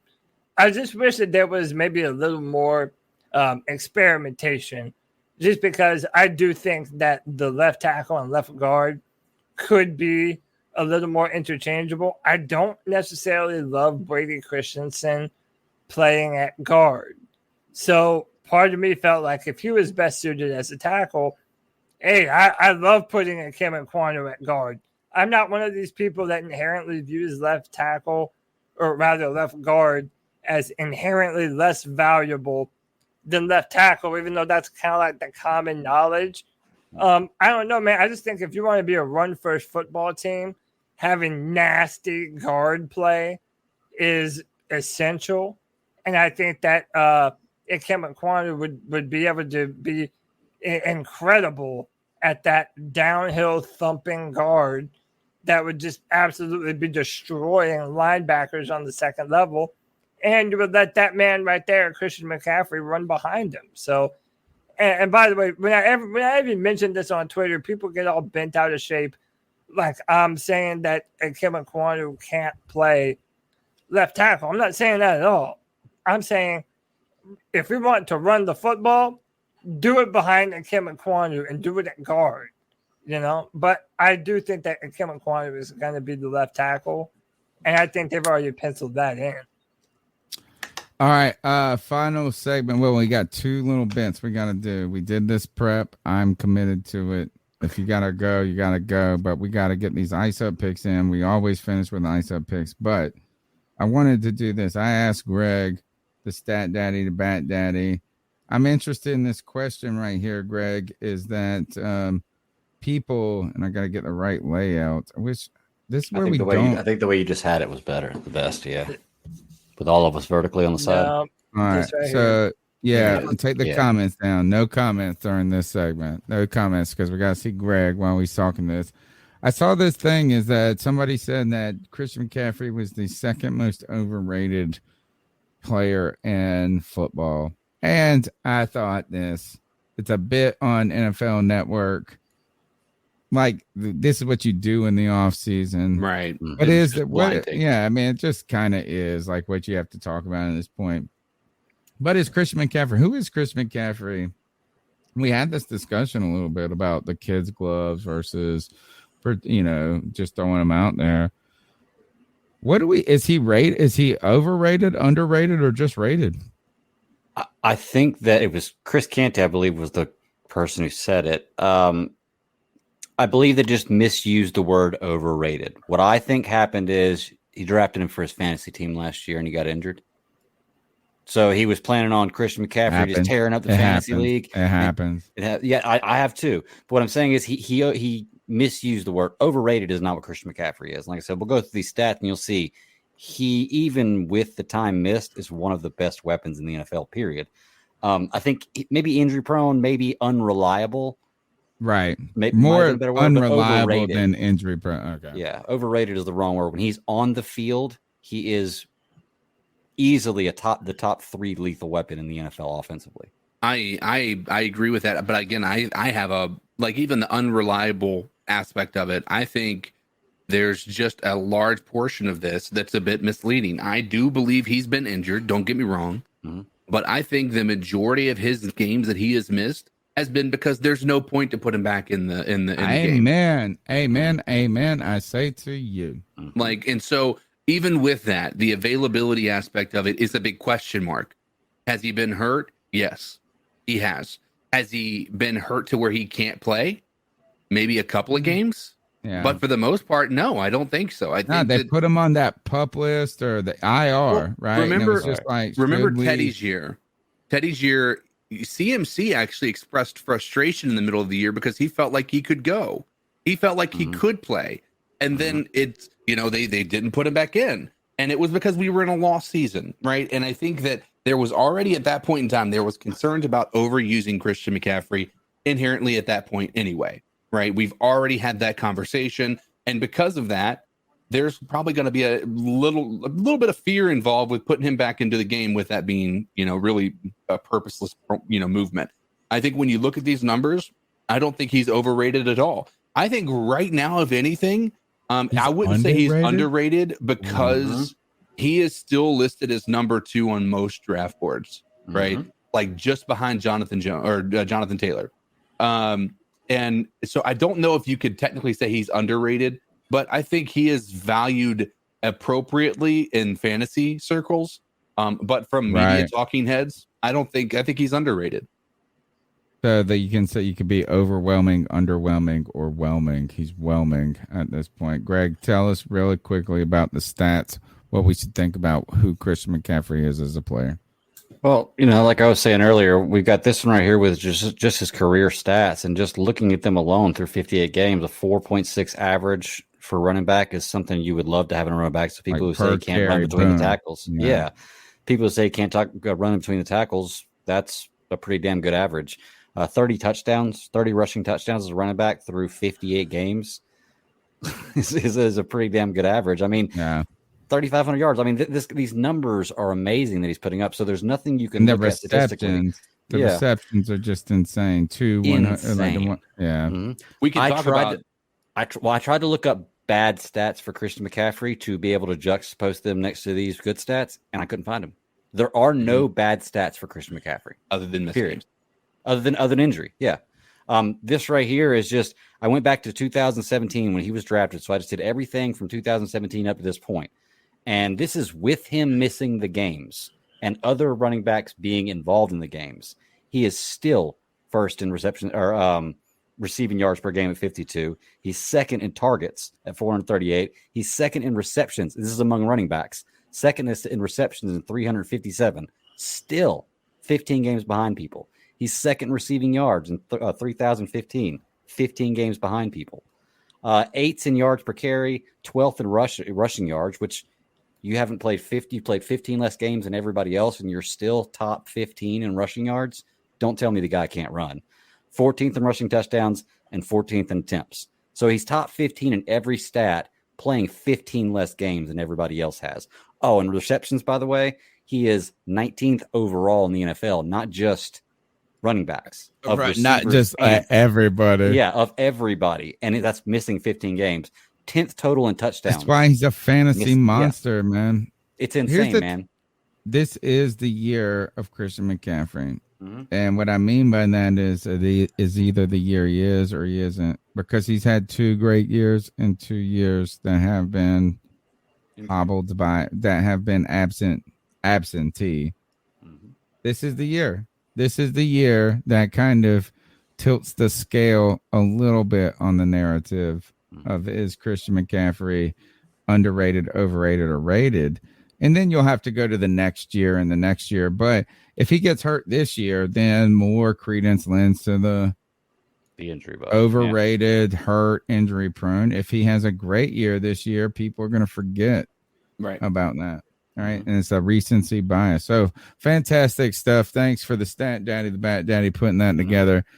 Cody Lashnick, can we ice some fools up, please, and get towards the end of this show? I said we're going to keep it tight. These callers, they keep calling. We keep talking. We keep arguing. Anytime you say we're going to keep it tight, I'm like, better buckle in for a long one, boy. We still did. I felt like we were We're an hour shorter than last week right now. We're still, hold on. Let's think about this. We're still in the off season.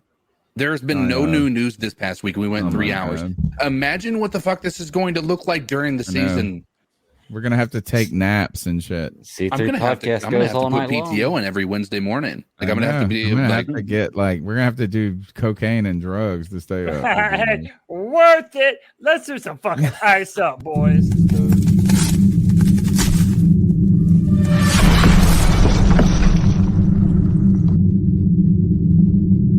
It's that time to ice up. It's the longest running segment actually on the show. Like it's one that we've done for it goes back. This goes back to since he said it basically, right? Yeah. Is that was that 2013 maybe or 2013 Steve Smith Monday night victory over Tom Brady. I always call him Talib Kweli, Aqib Talib, whatever the fuck his name is. Talib Kweli is the rapper, and he's great. He hangs out with Mos Def. But hey, also, I just want to say ice up, tough I did want to say before we go further, shout out to the Bat Daddy for all the cool graphics and bumpers and intros that we've been using tonight. If you like the new intro, like the ice up, the cat calls, Greg's been putting in work, man, making some really cool shit. That's the Bat Daddy. Shout out to the Bat Daddy, y'all. Yes, sir. Making the show look nice. Love that. This is the point where we tell them to ice up, toughen up to get together. Everybody, if you're not familiar with this segment, everyone is fair game. This is where not the one time in the show, but the time that we dedicate where it doesn't even have to be about football. It can be about life. We're going to, our homage to Steve Smith is to tell someone to ice up, toughen up, get it together. Who wants to do it first? I'll get mine out of the way. It's real quick and it's low hanging fruit. Just for what we were just talking about, I was going to go with Canty just for the misuse of the word overrated and just coming out there and saying this at all. Like, this is a person who's scorned from fantasy football. That's the only reason you can look at Christian McCaffrey and not think he's one of the most amazing offensive weapons in the NFL. When you watch him play or you look at his stats, there is nothing about Christian McCaffrey that's bad, minus the injuries. But that doesn't rate to overrated. So for that, ice up. Like it.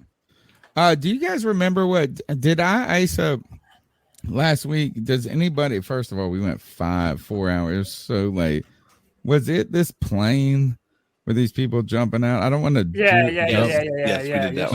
Okay.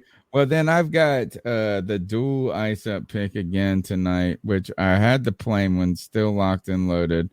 One is this, and I want to shout out at Salesman. You can find at 95. Actually, it's at 95. Keep pounding.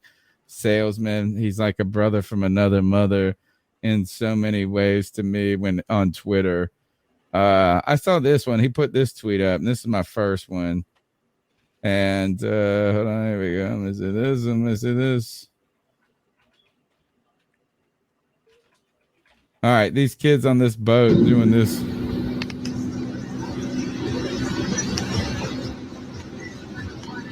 So this kid tries to load up the boat on autopilot. Oh my gosh.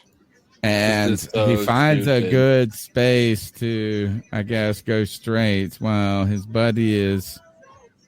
So he then falls and busts. And then this guy tries to get up into the boat to take over this boat just continues to go. That's my first one. My second one, So ice up to these morons. Oh my! I mean, God. just straight. What was the end of that morons. looking like? Did it run into something? They don't show that part because it's just on a GoPro. My other one is on AOC, and I don't want to be overly political, and I don't even really care about y'all's feelings about the Roe v. Wade shit. Did you say AOC? Yeah. You stole my eyes. No, I didn't steal it. I'm going a different way on this one, so you Okay. can still have yours. Because I laughed at the big booty joint. Like, I laughed. Ain't gonna lie. That wasn't even else. So she goes, oh, the state police should have arrested this dude. That's what, or the Capitol Police don't protect us. That's what she said after the guy was like, oh, look at that I laughed. When he said hot tamale, I went nuts. I was like, all right, that was funny. Dude, Rude. People are already memeing the clip of her. She's like, look at that booty. Look at that it's the best. You are. Yeah, me, dude. I love that type of shit. They staged a protest, or not staged. That makes it sound like it was a fake. There was a protest on the Supreme Court steps today against the Roe versus Wade. Obviously, AOC, very Democratic, heavy, opposite to this.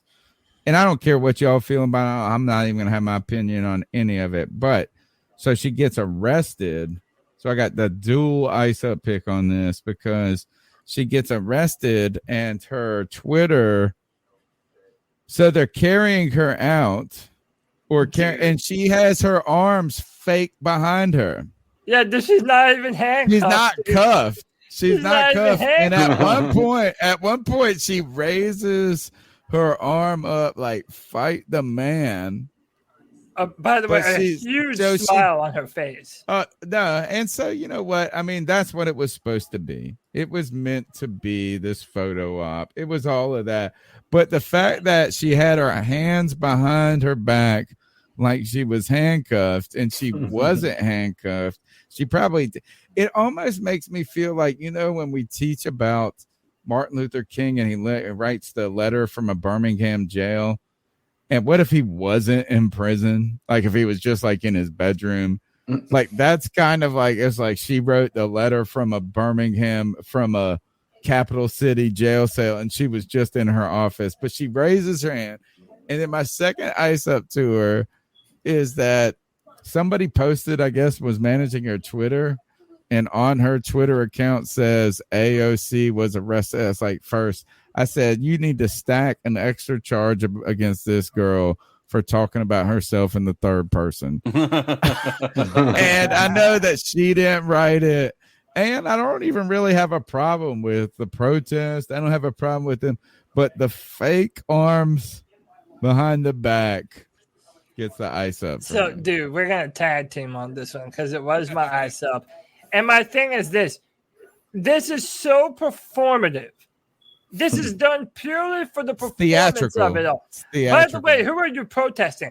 Aren't you a fucking congresswoman? Like, you're literally the people that you're protesting to change shit. It's so asinine, dude. And another thing that really fucking pisses me off about this is it's so easy for her to do this. But when real protesters get arrested and they have to post bail and deal with like, exciting a riot and bullshit like that, they don't get to get off with a slap on the hand and a fucking photo op, like Alexandria Ocasio-Cortez used to do. Yeah, and I'm going to put up this other view while you're talking about it. I used to like her, man. Like, I used to be a fan that she was a bartender. She worked her way up. She was progressive. I was into her. But, dude, more and more, not only is she more and more a part of the Democratic elite, but it's stuff like this. It's like, dude, are you actually fighting for progressive causes, or are you just the new pretty face of the progressive movement? Because in these past few years, it seems like the latter. You know what I'm saying? Like, I'm all for protesting, but it's so easy for her to do this while normal people this is a big deal if they get arrested for some shit like this. So It's a hot tamale. It's embarrassing. It irritates me because it just shows the inequality of what is actually happening there, right? Like she's created this environment where she looks like she's this incredible martyr, right? Which, again, whatever purpose you have, I have very little say or opinion on the matter of what they're dealing with, right? I don't think I have a right to say what my opinion is anyway, because it doesn't really affect me.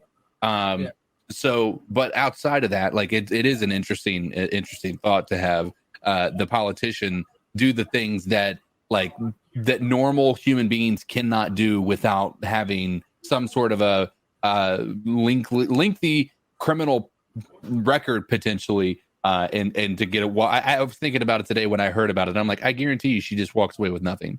Oh, yeah. Nothing. Does she have white privilege? Oh, she has oh my political God, privilege. How terrible! How about this? She has pretty privilege. I think. Sexy privilege. She has. I think she has that video of that guy going, "Oh, look at your sexy." I laughed. Dude, that was hilarious. I laughed. I'm sorry. I know don't it's laugh. disrespectful. You should not. Like it is. Like, but that also is our world. Please go watch the new Bill Burr special on Netflix. Please, because this guy says everything in life that I just. All right, CK, you got ice up for us. Do you? I can't remember if I had done this one yet. Did I do one that was like talking about the new law in Virginia about unsolicited sexual pictures? No, I don't think we've heard that one. So yeah, there is a new law in Virginia that just recently passed that makes it a suable offense to send dick pics to people. You know, you could be female or males. I mean, sexual content, right? Right. Through electronic means, so text message, things like that. It's now something that they call it the Brett Favre law. Right. You can sue now if you get an unsolicited picture for at least $500, at most $500, I should say. And so, like, I just want to, I know this is going to be a simple and easy one. I'm just going to say ice up to all those guys who live in the world of just providing the pictures of their dicks to random women unsolicited, because you guys are going to be having to pay for that content now. So ice up, boys. Ice up. We had to actually show them to girls. That's the Brett Favre law, man. Brett Favre, when he was a quarterback of the Jets, sent a dick pic to a Jets reporter, and it was awesome. And you know what? It's like there's their white privilege. There you go. Went on, and then but guess what? Deshaun Watson got dick privilege too, so it's okay. Yeah, I was gonna say. All right, that's the C3 Panthers podcast, brought to you by CarolinaCatChronicles.com. Don't send your dick pics unless you're ready to get sued. Especially if you're in Virginia. Yes. And don't send them to us. But you know what you can send us? Thumbs up, a subscribe, a like, a share, a call at 252-228-5098, 5098. And if you're so generous, there's ways to donate to the podcast via PayPal, Cash App, and Super Chats. My name's Tony Dunn. Follow me at cat_chronicles. Cody Lash, the man with more teeth today than probably today. Yeah, really, than today, than the next few hours. Yeah, man, find me on Twitter, starting shit with people like I'm ought to do, at Cody Lack, CODYLAC. I'm still doing stuff for Draft Tech, but it's the down season right now. Well, that doesn't really start to pick up until it starts to get to be the end of the season. But if you would like to join this show, you can do it on Friday. In fact, every Friday at 7 p.m. for the C3 Friday Free for All. That's where you get to join the show, be a part of the action, join the show via StreamYard, and you can come in and have a great conversation. Yeah, the Friday Free My Balls. There's been a couple of people. In fact, Cody Lashley was a lobbyist for this Virginia law as Green Man. Dude, every Friday is a game of, is somebody going to get their dick past Cody? and I mean, I'm literally out that here needs to be the name of the show. He's on edge the whole time. Dude, I'm literally out here. Touch him on the shoulder. Somebody comes up and puts their hand on their shoulder, like, "Hey, Cody, it's about." He's like, "Oh shit, tickle my shoulder." But the funny thing is the guys could just sit in the waiting room just with their dicks out, and Cody has to see it. Yeah, dude, sometimes like I wonder if other people notice that there's like hardcore porn in the background and like no one knows about it other than the people that are just in the StreamYard. Dude, it's crazy. I've been batting pretty damn good lately though. No dicks. Oh yeah. So I highly suggest everybody come be a part of the Friday free for all. Dude, I'm an expert. I'm an expert cock blocker now. Okay. So come to the show. It's gonna be a good time. And yeah, the C3 Friday free my balls, dude. Come hang out. All right. Or restrain them balls. CK, how can they find you? You can find me at Codizzle Allen on most social media platforms, the TikTokies, the Twitters, the Twitches, the Facebooks, the YouTubes, all those locations, but primarily here on the C3 Panthers podcast. And like I said, we'll be seeing you guys next week I guess I don't think there's going to be any training camp by the time we have it. It'll just be the arrivals. No, Tuesday will be our final preview. We're going to have tomorrow night. Gosh, why is my name? Schuler Callahan. Yeah, Schuler Callahan from SI. But yeah, we're like, yeah, tomorrow, like we'll be actually at this rate, we'll still be streaming when they start practice. From Tuesday to Wednesday. So yeah, we'll check you guys out then. The Stat Baddie, the Bat Daddy, the man with the graphic eye. How can they get after you? You can find me at the Bat Daddy 52 on Twitter is my personal handle, or check out my show live on Fridays at 9 p.m. Eastern Standard Time. It's Geeks Chasing Squirrels Across the Multiverse. We talk about all kinds of streaming content, books, independent creators come on and talk about other content. It's a fun time. Fantastic. Nerd out on Friday nights. I do. And we all want to know how anybody's ever going to top the show, The Boys. It's like probably, I mean, that's like the dick pic of House of the Dragon next month. All right. We'll see. I know, I feel like the Lord of the Rings people, if Amazon didn't have The Boys, they would be pissed because they're put $1 billion into the Lord of the Rings show is about to come out. They paid $1 billion. I think it was $1 billion for the rights to that shit. Dude, that shit better be awesome. Amazon is putting out some really good stuff, dude. If you haven't checked out Terminal List, if you haven't, I like it. It got bad reviews. It gets great towards the end. Great. Well, the thing is, it got bad reviews for the stupidest reasons. I was reading, it's not woke enough, essentially. I thought the storyline got good in the last 3-4 episodes. You know what I'm saying? Like I could see where they were talking about shoot 'em up, just type thing in the beginning. But yeah, Amazon. That's what happens when you have a bazillion. Yeah, but dude, I'm pumped for the House of the Dragon, dude. All right, we'll see. It's it's gonna be tough because your show. What was it? The Game of Thrones. You know what I'm saying? It's like. It's just hard to live up. Like what, you know what I'm saying? It's like this is like, it's going to be like, it will, even if it's very, very good, it's still going to be difficult to impress. Yeah. And it's going to have a different feel to it. It's like the Targaryens at the height of their power. Everything is about casting. That's what it's about. And I do think that they do have a good cast. If you make a show about the storyline, it can only keep you involved for so long. Yeah. You get tired, right? But when you become invested in the cast, the character development, not the cast, but characters, then it can go on forever. You just want to know about them. So anyway, that's the C3 Panthers podcast brought to you by CarolinaCatChronicles.com.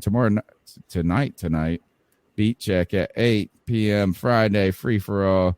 And a lot more to come. Take us out of here, Cody. C3 Panther Nation. Until next time, keep pounding.